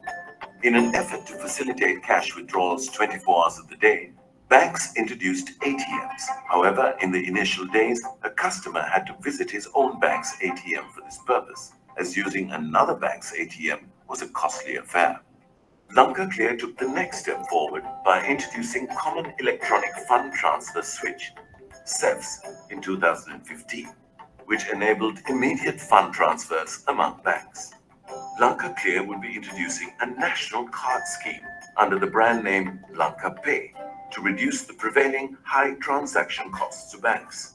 Its effort is to wholeheartedly support the nation's journey towards development by facilitating secure electronic transactions at affordable costs, eventually creating a pathway towards a cash. Right. So that sort of gave you sort of a introduction as to where we are going to be discussing relating to payment instruments and payment systems. So here we are now. From that video, since that video has been made, the world has evolved further, right? Sorry, I'm just.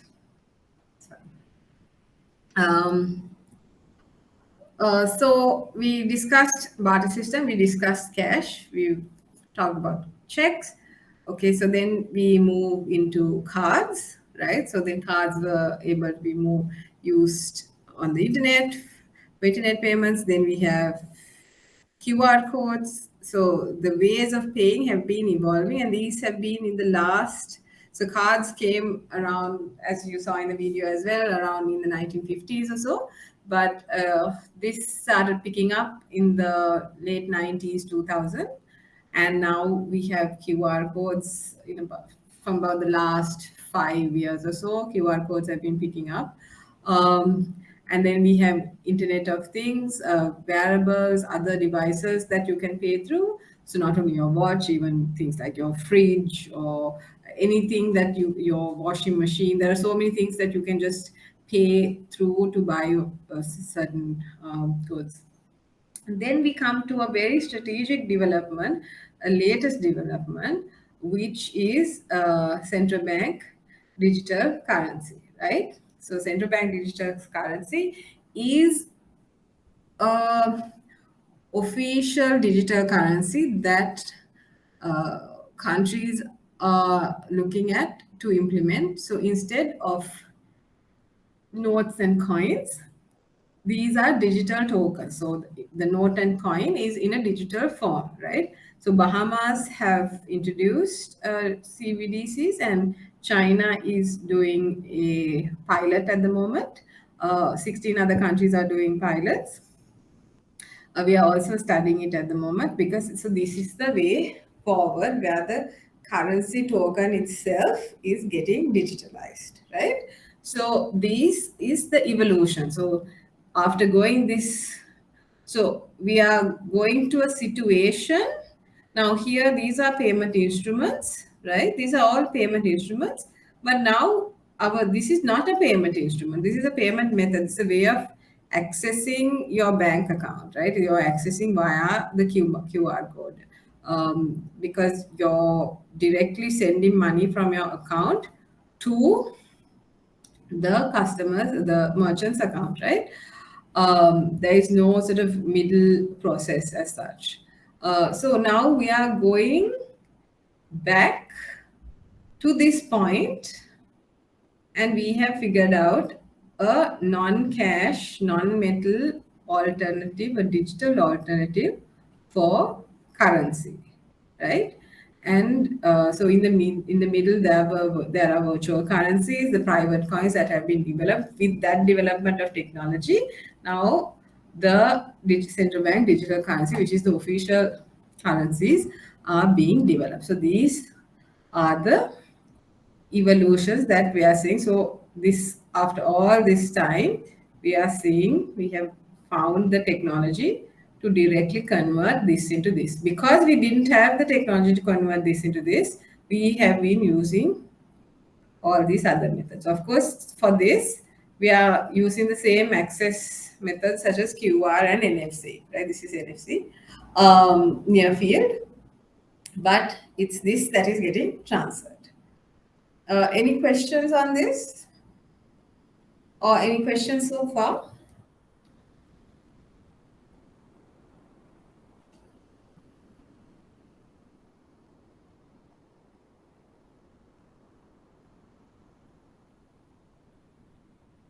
No? Okay.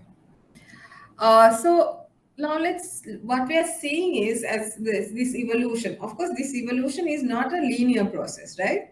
So from here, now we know even this can happen at any time, right? This can happen at any time if this fails. So if this fails, this can happen at any time. That is, if the value of money goes down. Now, after the World War, after the Second World War, inflation in Germany was really, really high. And what happened was people stopped using, I think, the German francs probably at that time. And they started using things like cigarettes because as currency. That's sort of like a barter system, and say, okay, for three cigarettes for this, for milk. So if the monetary system fails, it will go back to the barter system, because the barter system, it can happen really easily, because at the end of the day, money is there for goods and services, right? So if the function of the medium of exchange doesn't function properly, then people can always go back. And all these are here based on money being money, right? Or money being available. So in that, these are all there, right? None of this has left the world. They're all there. So it's a dynamic process. None of this has not completely replaced any others. They are all coexisting. And that's why in the very beginning, when I showed you those pictures, I said there are different types of payments. There are different frequencies of payments. There are different people that we are paying to. There are different channels of paying, delivery methods. And for those different situations and for those different people, we use different methods. And we practice this in our normal lives. This is a customer behavior, right? When we go to the Polar, we will probably use cash, right? When we want to give it to someone who does give money to someone who doesn't have e-money or who really wants a check, we give them a check, because some people like the check, and check has some very useful characteristics, like it's a negotiable instrument, right? You can transfer a check just like you transfer money, right? So check has that quality that other payment instruments don't have. So that's a very important quality. So then another important thing is, now we have moved here. This has checks, cards have been very, very dynamic and very versatile. They have been able to adapt to the changing times. So that's why, even though cards are originally for POS machines, with the internet, they made them being able to be used for e-commerce, right? Then you can even use them on a mobile app. And then now this directly connects to the bank account. This directly connects, and this is the currency itself. So now in this coexisting scenario, right now, this is by Capgemini. This is something called the World Payment Report. You can download it yourself and go to it. Now we can see how this evolution, it has happened pretty fast, right? So this is in a span of 4 years. This is a forecast, right? In a span of 4 years, look at how the compositions have changed, right? Now, if we look at cards, now cards are mainly used now in a lot of the foreign countries. Cards are used, as I said, for internet payments, app payments, everything. You can insert the cards, right? So cards have been very versatile, and the share of cards have drastically changed, right? We see credit transfers. We don't have credit transfers so much in Sri Lanka, but globally we can see that it has gone down and cards have gone up, right? Direct debits, again, something that was very popular at one point. Direct debits is when it's a pull transaction. You give the bank the instructions to pull money from you to make certain payments. It's good for like fixed payments, like utilities and all of that. You give it to the utility company, they can pull the money, they have the mandate to pull money from you, and it goes on. So there are a lot of rules that regulate it to make sure that the person doesn't pull the wrong amount, right? It was very popular in the UK also until about 2018, but with people having financial issues, they realized that it's actually difficult. If you have a fixed salary, then it makes sense. But if you don't have a fixed salary, the bank is always pulling money, so they can't take any benefits of any delayed payments or anything like that. So a lot of people have been moving away. But for certain types of payments, it's really, really convenient, right? Like things like mortgages and all of that, which you have to pay on time. And we can see the mix of traditional payments. So checks, so these are all the traditional payments, right? The share has now reduced. So instant payments, these are like SEFs-based payments, and e-money, like mobile app-based payments. The share is increasing, right? It is like almost doubled in a span of 4 years, right? So this is a growing trend that is taking place, right? This is an important trend that you should remember, even as bankers, as for merchants, for when you're looking to invest. There's a lot of changes going on in the payments industry and for payments companies, for fintechs, because there is a big switch going on in terms of the instruments being used and the channels being used. And in terms of merchants and businesses and investment, why this is important is the money is moving away from traditional places to non-traditional places, the investment money. It also means that the traditional places are reinvesting money to gain new capabilities, right? Otherwise, they are going to lose business. Because we have to remember, at the end of the day, we are talking about a business, right? Payments is a very lucrative business. And for us, we had to pay 30 rupees or something. But for them, this is a very high earning business. So as economies grow, the business increases. So when you take large value payments, this is a 2011 graph, but it's fairly indicative.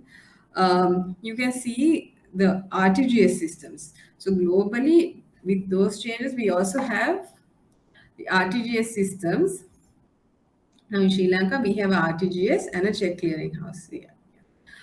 So in most countries in the world, they have an RTGS system, right? So the orange ones are where they only have RTGS, and the salmon pink one are the ones where you only have RTGS. The orange is only a check clearing house, and then the greens are RTGS and others, right? So this is sort of the landscape that's currently taking place in the world. So this has sort of increased as we speak.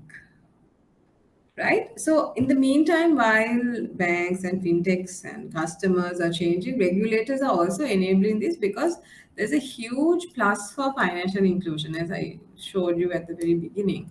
Now, in Sri Lanka, we introduced, among many other sort of retail payment systems, we introduced Lanka QR. Then, if you take globally, Argentina also introduced a QR code. In addition, China, India, Thailand, all those countries have introduced Philippines QR code based payments. And then slightly differently, recently, Singapore and Thailand, they came up with an agreement to enable real-time cross-border payments. Sorry, I'll just fix that one here. Cross-border payments to between the countries. So this is actually a great thing. If we other countries also can emulate that, including us. And then India also has a QR code called Bharat QR, which they implemented in 2016 or 17. They also recently launched something called e-rupee, because in India there's a lot of sort of corruption for these government what are these where the government gives rice and ration programs, and for that they have introduced a voucher scheme that can be used via SMS or QR code. And then, as I said, there's digital currencies. So these are just some of the things that are being done by regulators, and we will be discussing this as we go along. Yeah, so that is for this lecture. Are we having, I thought since we have 1.5 hours more, I will continue because it's on the same topic. I will continue with the others. We'll take a small 5-minute break. But before that, are there any questions that you all would like to ask or discuss? Any points that you all noted that you either agree or don't agree?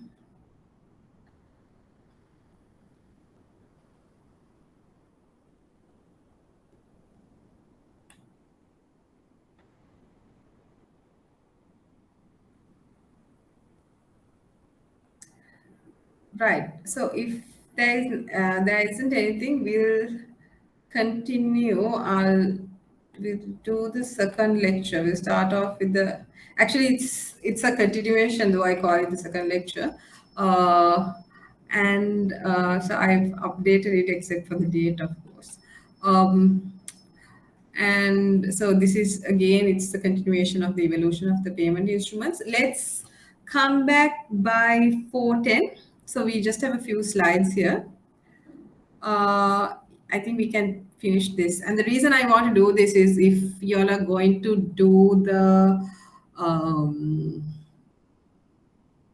presentations, then if we are going to have to do it during the 10 lessons that we're doing, then we can make a little time on this, given that we've sort of come a bit fast.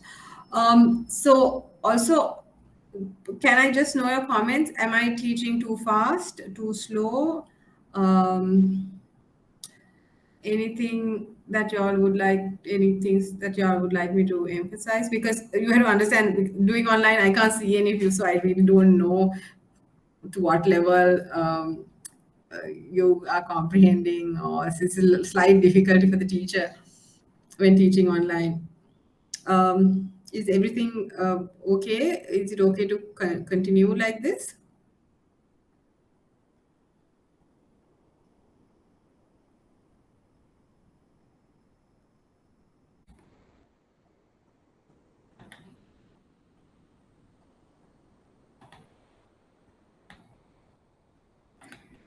First of all, change the date.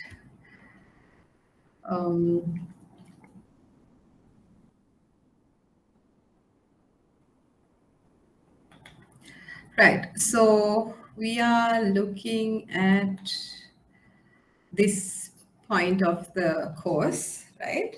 So we finished the introduction. So we are on this. So we've already started the evolution, right? Discussion on the evolution. So you already know this. So we have the paper-based instruments and then the digital payment instruments, right? So just some timelines. I think with the videos we already saw some of the timelines. So I've just put the world and Sri Lanka side by side, right?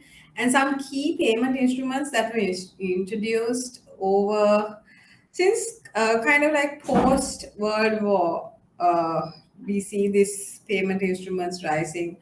Checks were there before, but these the more modern payment instruments that we know as now are actually post World War from 1946. And I think that was a real changing point in history, where even because country borders, countries, wealth, independence started. So then empires, kind of the concept of empires started to fall off. So big changes started happening from that point onwards, and even it affected financial services as well.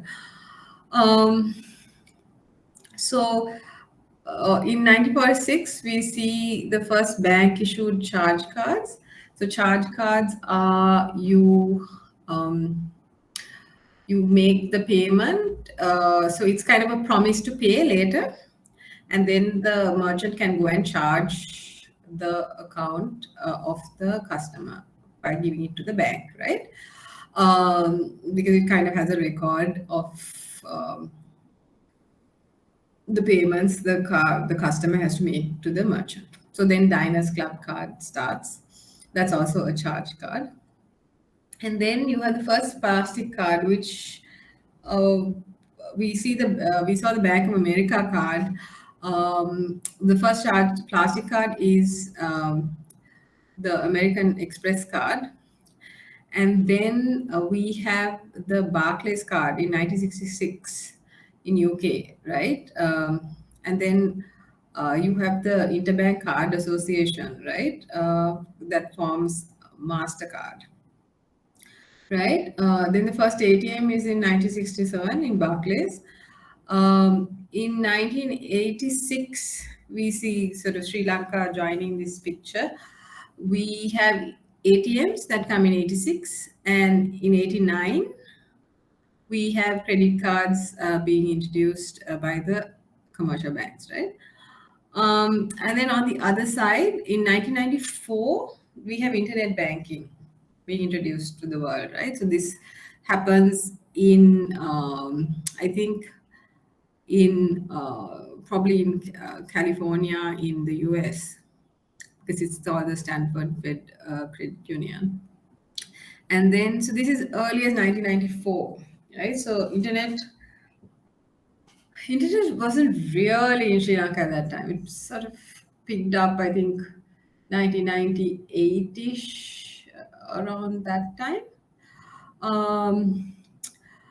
1997, we have debit cards being introduced in Sri Lanka. Then PayPal is launched in 1998, right, in the world.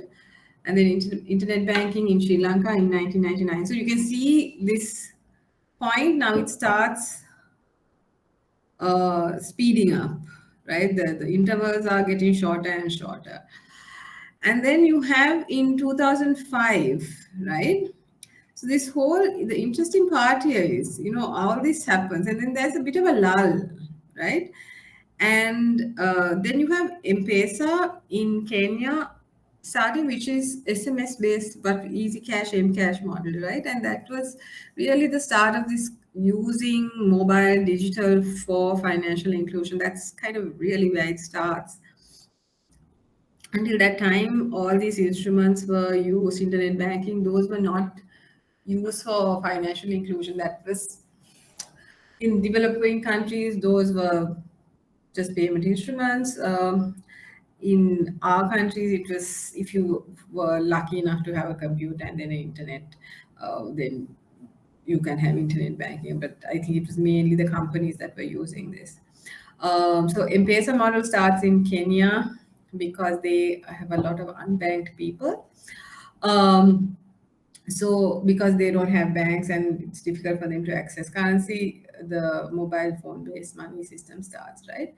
And then you have another very important change, which is the iPhone. So the thing about the iPhone was that it was able to have apps, right? So that's like the smartphone. So that is an important shift in the history.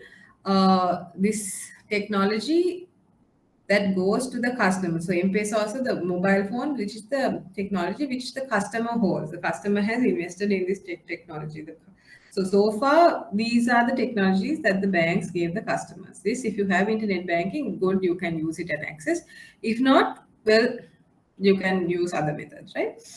So then another key change, 2008, you have the global financial crisis. This is really a huge change because this is when all these successive changes happen. Because with the global financial crisis, two main things happened.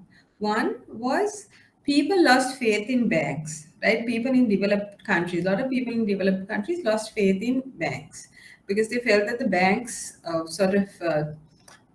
didn't uphold the main responsibility of safeguarding their funds, right?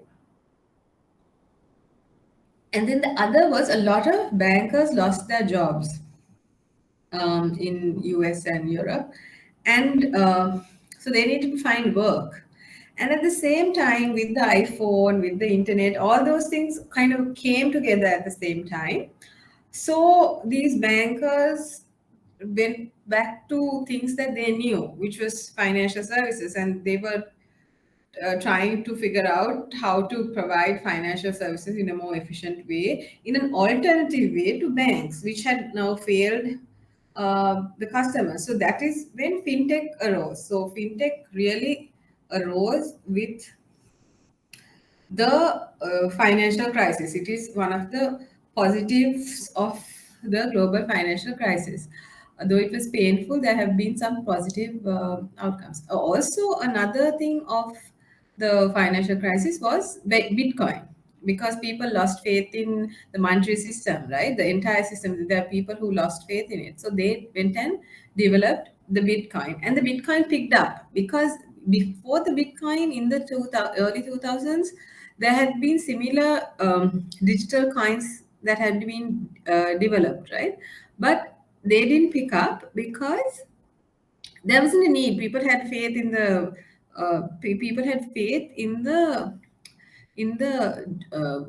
the common system, right? The general system that we were using, which is the monetary system. They had faith in it. But when they lost faith, the release of Bitcoin became more meaningful. People already had iPhones, they had better internet by this time, they had better computers. So Bitcoin was able to pick up, right? This is why I always said about learning the concept of money, of payment, of transaction, because the technology now, what we are seeing is throughout, the technology is changing here, but the purpose, the service, the concept is still the same, right? So if one alternative doesn't work, people will try to find another alternative, right? If one alternative is not optimal, they will find another alternative. So this is this is why I give this timeline so that you can see how things evolve. So the stories don't end here; it keeps continuing and continuing, right?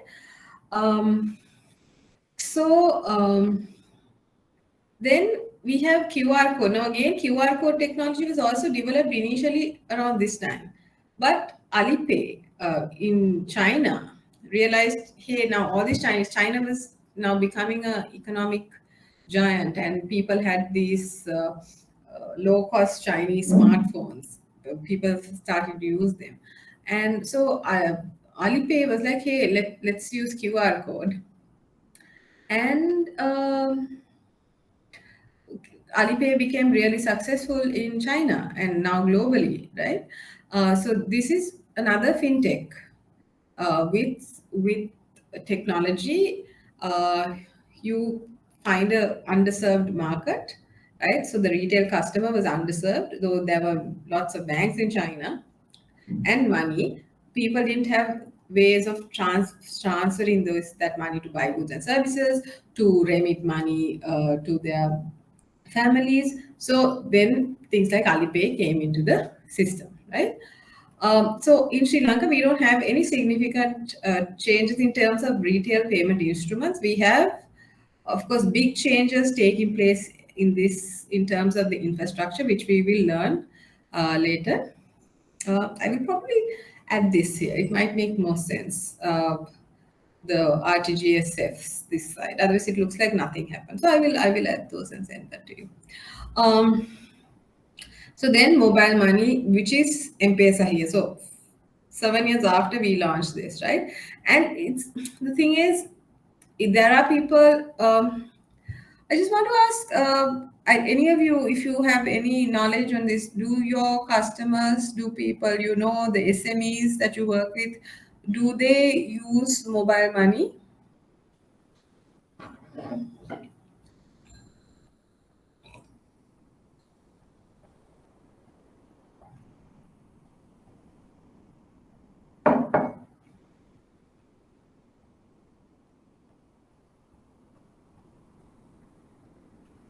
How is the usage of mobile money? That is M-Cash, Easy Cash?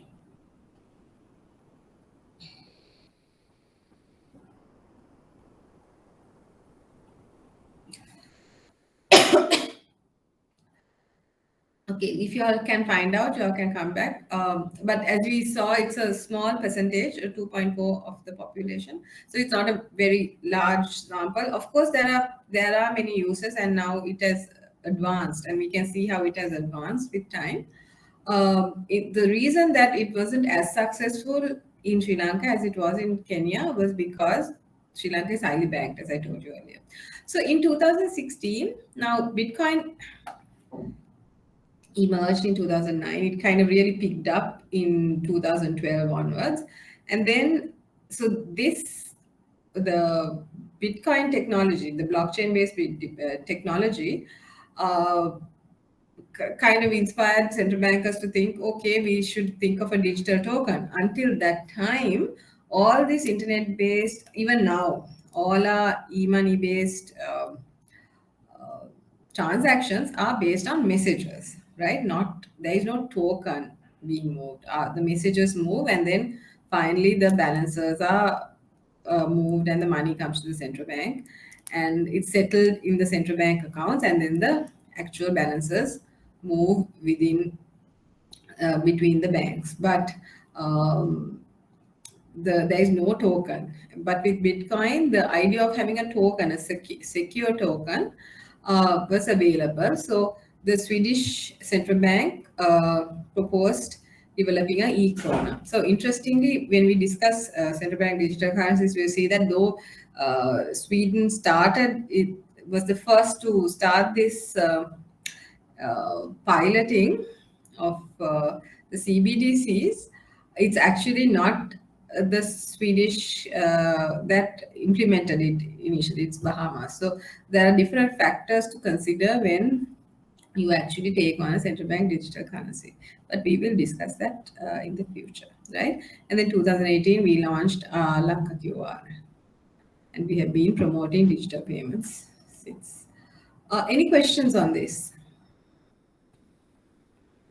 or anything that you think we should add to this timeline?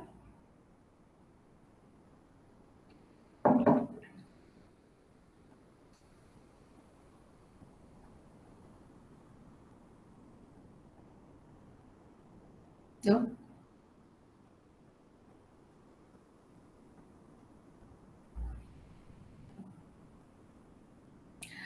Right. So digitalization of payments and settlements, right? So digitalization of payments and settlements can be viewed in two phases, right? One is the back end, which is clearing and settlement. Another is the front end, which is the payment instruments and the initiation, right? So the customer end of it. In terms of transactions, digital payment mechanisms were first developed for large value and corporate payments. And that is mainly because the customers did not have the technology, whereas large corporates that were engaging in large values or government was able to invest in the required technology and the systems that can connect to bank systems to make these digital payments, right? And also because they were large value payments, retail customers don't have the requirement to make such large value payments, right? Also, large value payments means you have low volume, high value, right? So fewer. So the system doesn't have a lot of pressure. It's not like, everyone's sending 10 rupees, 5 rupees like that. So it doesn't have a lot of pressure when it's in the large value systems. Digitalization of individual customer payments began in the 2000s. So after PayPal, so 1998, PayPal really opened, I think, the bank's eyes as well as to how to enable customers to pay digitally. Of course, PayPal initially had a bad reputation, but later they realized how useful it is, and a lot of countries tried to emulate that, and a lot of companies tried to emulate the PayPal situation. And significantly increased after the popularization of the smartphone and personal computers. So now, this is the process of digitization. Now we have gone through this. Right, now we'll go to the individual payment cards. So a payment card it's one of the main payment instruments, right? So the official definition in the payment card regulations in Sri Lanka is that it's a card, plate, coupon. So it uses a lot of words just so to capture, anything can be a payment card, right? And it's kind of useful because the payment card has changed, because now when you can put it on the phone, right? So this definition has been a very forward-thinking definition.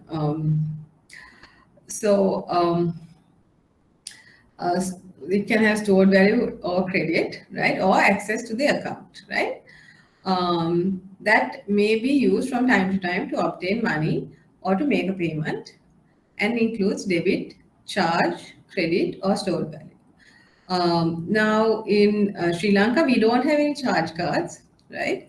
We have 4 international card schemes, and we have the national card scheme, which was launched in 2019. You might recall from the Lanka Clear video, they were saying that they are introducing a national card scheme called Lanka Pay. So that video was made before 2019. In 2019, we have launched this. So at the moment, not everyone can issue cards, right?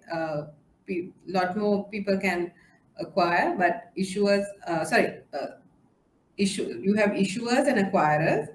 Issuers are all the financial institutions that have the license to issue, and then you have separately you have the license to acquire. Not everyone can acquire, right?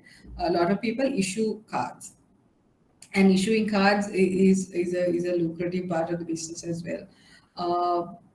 So issuing cards means issuing cards to the customers. So at the moment, we have 34 debit card issuers, 17 credit card issuers. So it's not easy. Debit card means you're accessing the customer is accessing the account, the money in the account they already have. Credit card is it's a credit, it's a loan, so there's a risk component involved. So not everyone gets to issue credit cards. Stored value cards, not so much, because we have debit cards, which kind of effectively works like a stored value card. But of course, stored value cards are becoming more and more popular. It's being used for travel and also for internet payments. It can be safer. So we'll discuss this in the coming slides. And then we have 12 financial acquirers, right? So what is a debit card? I think all of us have used a debit card, so we know what a debit card is. A card enabling its holders to make purchases or withdraw cash and have these transactions directly and immediately charged into their account, whether these are held with the card issuer or not, right? So this is the European Central Bank's definition of a debit card, right? So immediately it accesses your money, right? And it's charging your account. So you can't use that money afterwards. It's already taken from you, right? And you can, it can probably be linked. Now, usually our card issuer, we have a card connected to the account in that bank. But here, according to this definition, it does not necessarily have to be held with the card issuer. It can be connected to another account, right? You can use it. As I said, it's kind of like a key to access the money that has been kept in the bank. So today's debit card users often have the choice of authorizing transactions by either PIN, signature, and now we have a non-authorization a limit of I think 7,500 for Visa, for contactless, and so that because it's considered you don't have to authorize that level for convenience and speed purposes. While the choice makes no difference to the customer, it makes a great deal of difference to the merchant and the transaction processor. Right? A PIN transaction uses one payment system, the signature uses another, each carrying different fees, right? So this is the complexity that customers don't see, but payment card issuers, card schemes, even merchants have to deal with these at some level, and there are fees involved. It's a very lucrative system. Increasing card chip security standards in card technology and now allow contactless payments at the POS, right? Now we know this, and this is the sign of the contactless payment.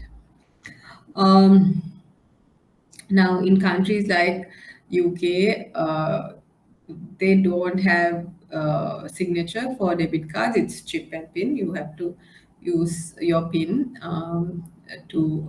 that is under the regulation. And then debit cards were introduced in Sri Lanka in 1997, and at the moment we have 18 licensed issuers and 4 licensed specialized banks and 12 finance companies, right? So these are the debit cards. So now the stylized process of a debit card payment, right? Now this is, now though we quickly pay it and it finishes, it takes some time. It goes through a fairly big process, right? So customer swipes and enters the card information. The terminal and the gateway sends an authorization request to the customer's bank, and then the customer's bank approves it. So this all happens within sort of milliseconds, or declines the transaction. So if it's okay, the authorization or decline is sent back to the gateway. Then the merchant sends a transaction for settlement to the processor, right? And then the processor deposits. So at this point, the customer exits the picture, right? Now we have the merchant doing what it needs to do to get the money into get the customer's money that was here into their account. So that is the sort of the stylized process of a debit card transaction. Anyone here who's been working with cards?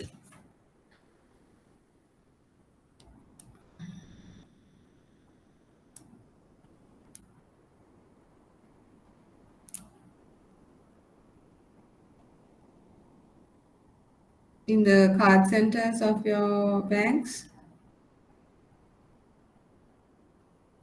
No? Okay.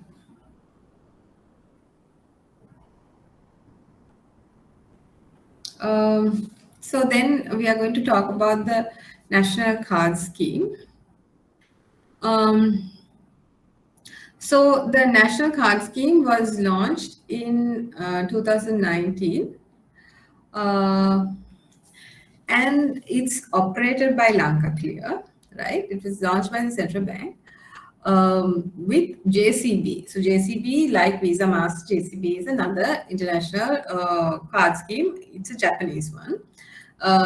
So initially it was introduced as a debit card and issued by participants in the common POS switch. We will learn what the common POS switch is when we are learning payment systems.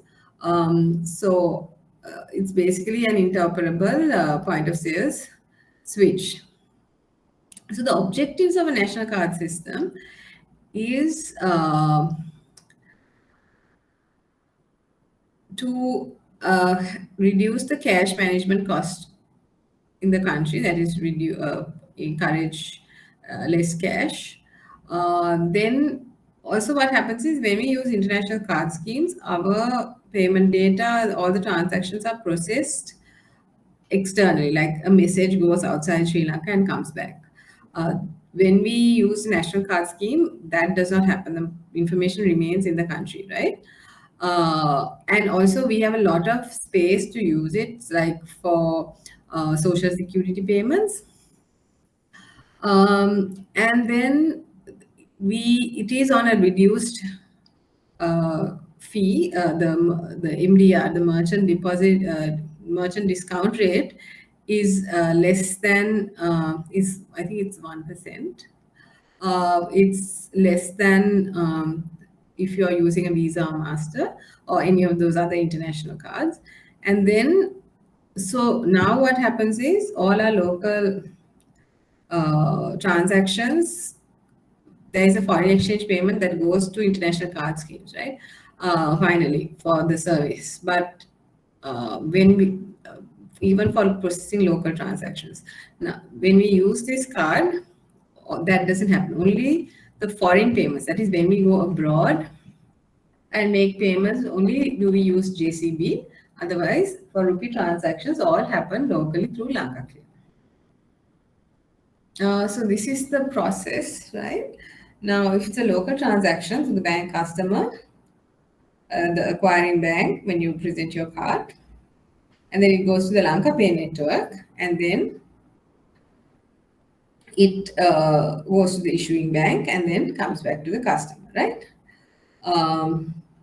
Now, if it's an overseas transaction, it goes to the JCB network. Then the JCB network links it to Lanka Pay, and then the money comes back, right? So that is how the NCS works. Any questions on this?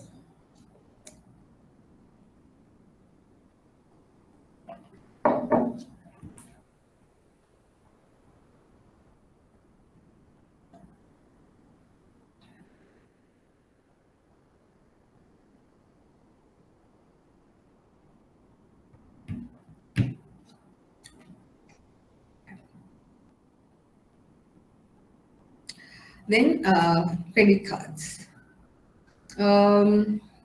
Would someone in the bank branches like to just explain to us how you all evaluate customers to give credit cards?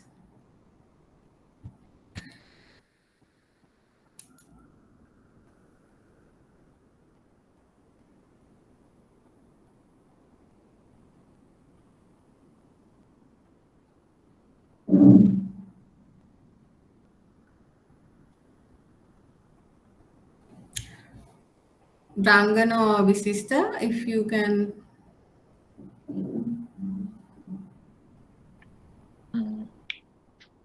For fixed income, it is something similar to normal credit evaluation of for loans. Like so, based on their income proof, we evaluate the payment capacity and decide on the card limits accordingly. And for even business customers, something similar for as a credit evaluation, except for cards which are backed with cash deposits. Okay. Even a customer who comes for a card without any income, he can request for a card against a deposit of his. No, so other than that, normal credit evaluation criteria is there as normal personal loans, so something similar. Sorry, which bank are you attached to, Rangan? Commercial. Commercial, Kamburupitiya, no? Yeah. Yeah. So now, if are there many customers who come and keep cash deposits and get cards? No, rather in our area it is very much rare, but mainly we are going by their income levels and evaluating. Right. And are there many sort of shops and merchants who accept cards? Acquire merchant? Actually, right now we had a few campaigns last year.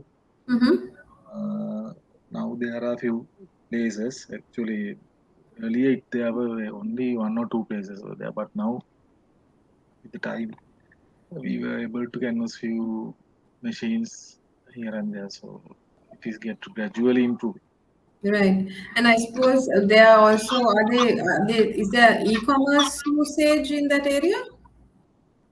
You mean e-commerce? Like even online delivery of anything or pick me or things like that? No. Right now they are not. So in the COVID times also, like lorries came and they delivered. Something similar. Yeah. Right. Okay. So I think that is a important now for us. We have that infrastructure also to facilitate, because you have to have a use case. I think this is it's very. I think it's a good thing for us to have outstation places like Kampitia here, because we see another dynamic now in Colombo or even places like Kurunegala, all of that. You have more use cases. So then there's a point in going and getting a credit card, because some credit cards also have an annual fee and all of that. So if you don't have places to go and use it, I think because someone raised this question at the beginning as well, they raised this point at the beginning, which is if you don't have use cases, then there is no point in getting one. And I think this is the real catch. When we are discussing Lanka QR, we can discuss this more on this point,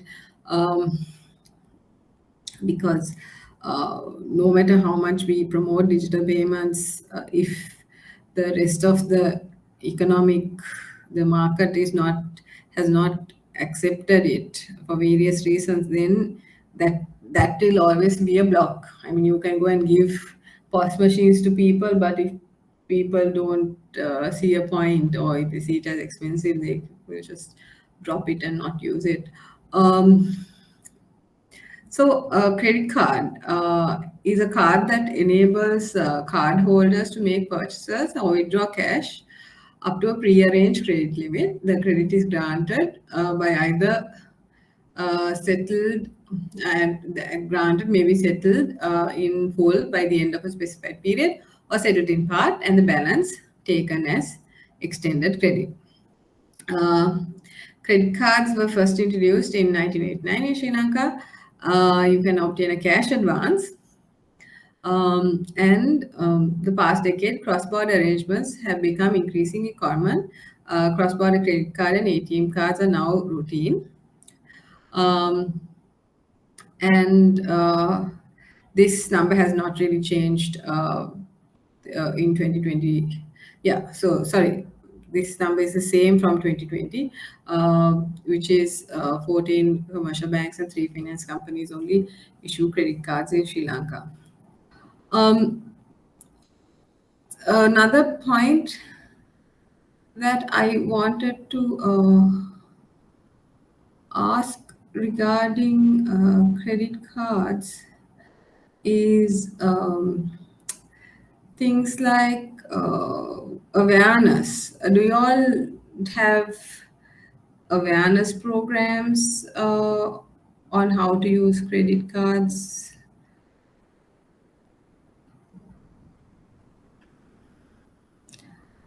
And the risks and all of that?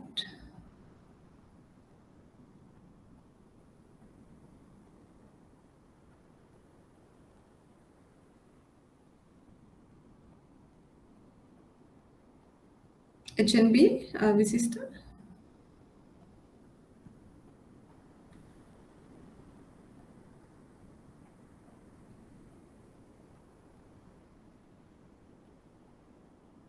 No response. Because we do some, the reason I asked it because we do some awareness programs on credit cards and we see a very high turnout. A lot of people have been joining of late.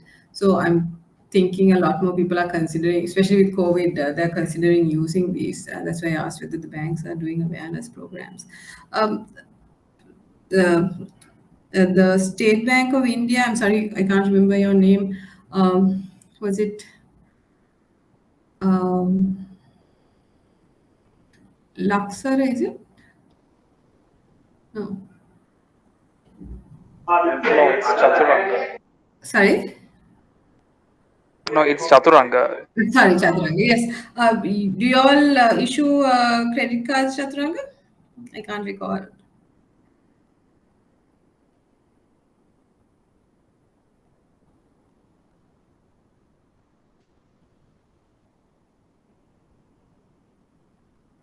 I think he dropped from the call. Right, so that's basically credit cards.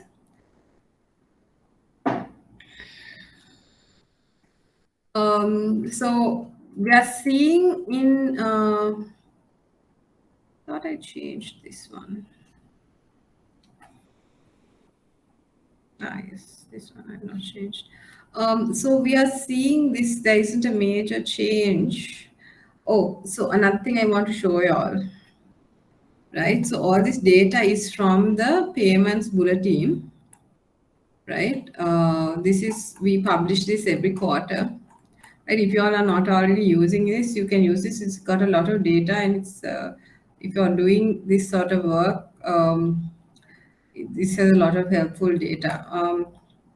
So in, we can see in the COVID period, let me just make this a bit bigger.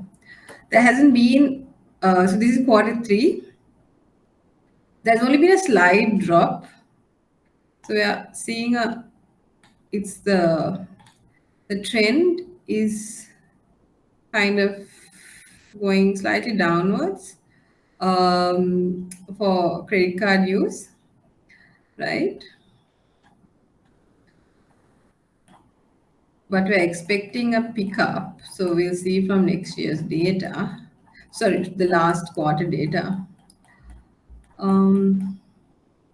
So debit cards, we're seeing an increase in the post-terminal transactions, right?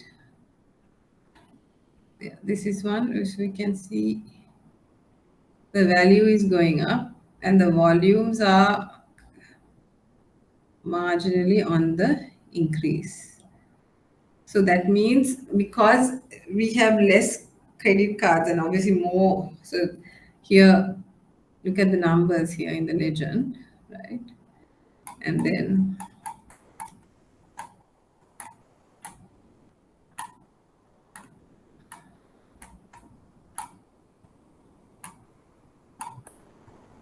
right, so it's far less. So it's about half.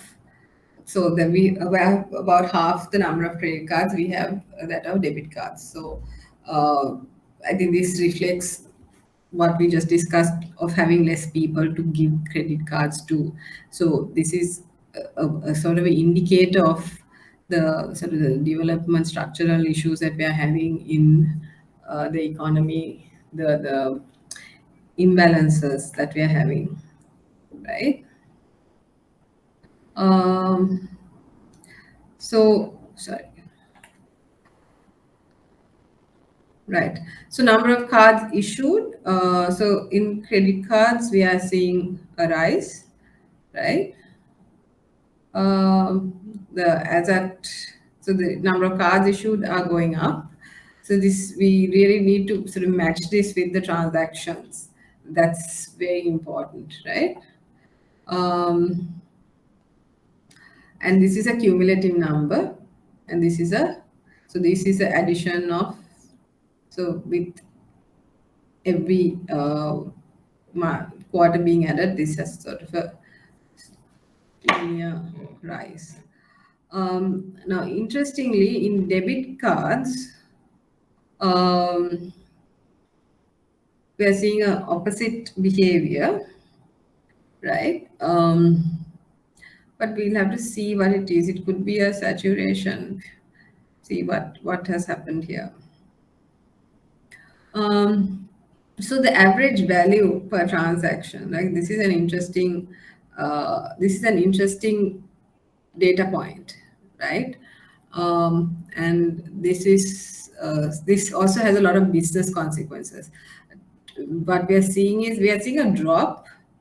So second quarter 2020 was a odd quarter. You can see here there's a I think it was because of COVID and everything was shut. But there is a pickup again, right? Now, the average value per transaction is slowly picking up. So the trend is upwards, right? So average value is going up. This could be because of inflation. This could be also because people are getting more and more used to using debit cards for their transactions, right? So credit cards, this is also reflective of the total value, right? So it's value divided by volume. So this is not totally indicative, but we can see, look at this, right? So this is below 4,500. And here we are talking over 40,000, right? This is because of all the deals and all of that happens, that credit cards, people purchase these white goods like fridges and washing machines from credit cards. So they have a fairly bigger ticket. So also then we have e-commerce based transactions, right? So here we can see, interestingly, the use of debit cards is higher here, right? But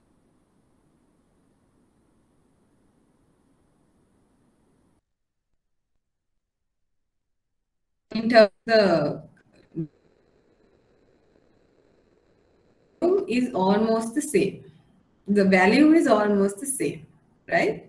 And there's a huge increase from last year in quarter three, 142% increase with the country opening up and people, I think, going and sort of catching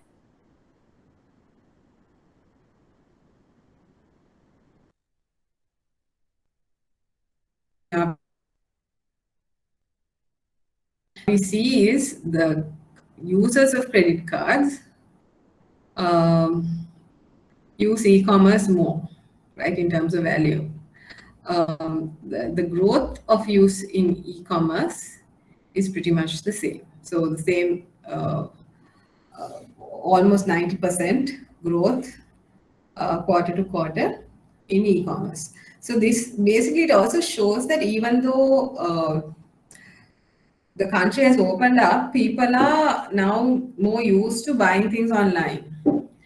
People have that. So that was a real sort of a fear that we had.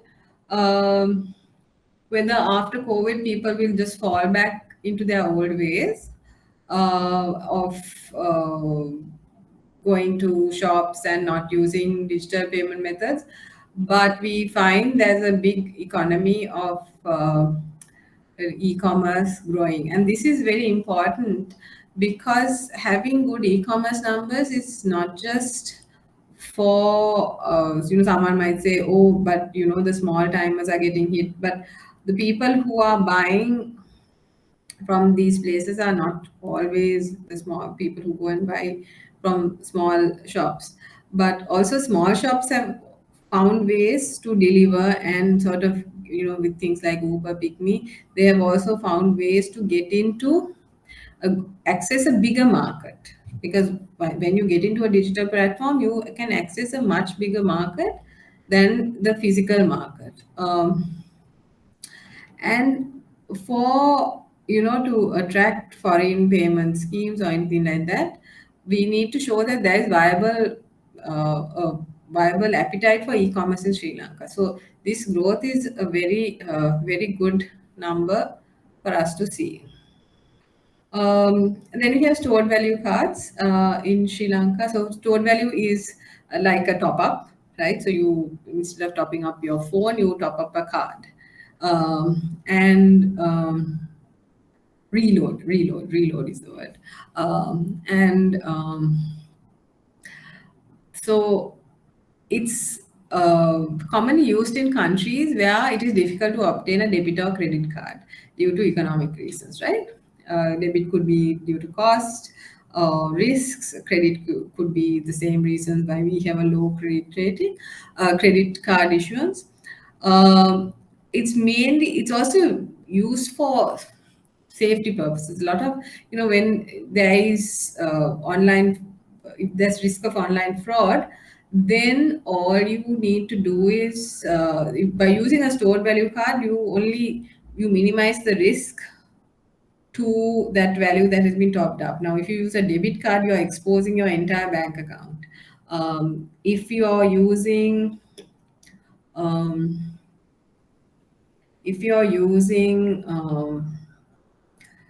what is this? A credit card, it's more secure than a debit card because it's the bank that's paying, so the systems are more secure.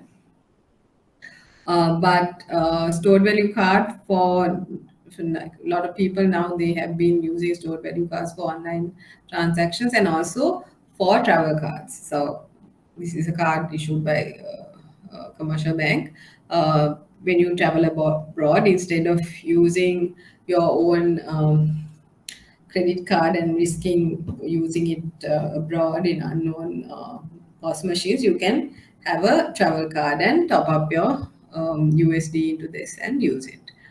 So that's so this is another application of the stored value card that we are developing in Sri Lanka, which is the transit card. Okay, that also goes as a stored value card.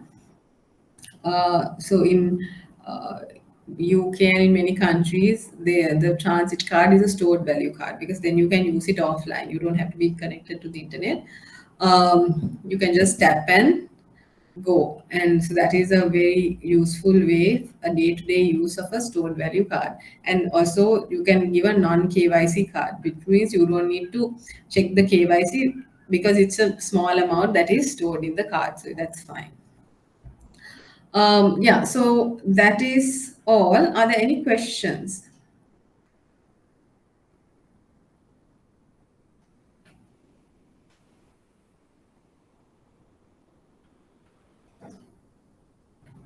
Are there any questions on any of these points?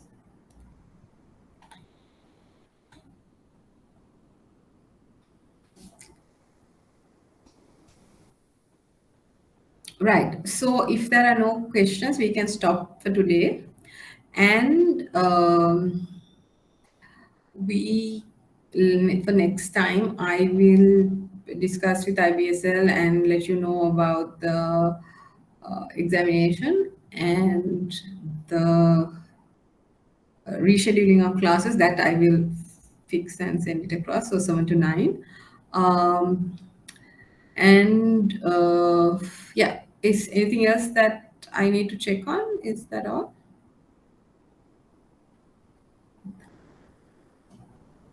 I'll send you this second presentation. Anything else that I need to do for the time being?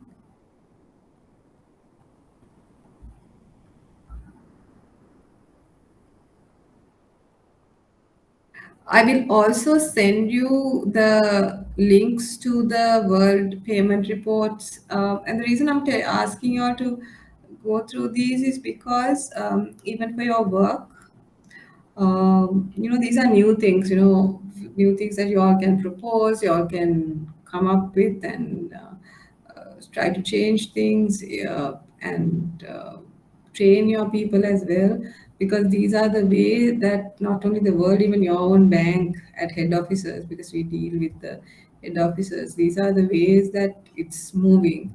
So it's good for you all to have a good idea of where it's going. So if you all have no more questions, I will see you next Sunday at 1:30. Thank you. Good night. Thank you.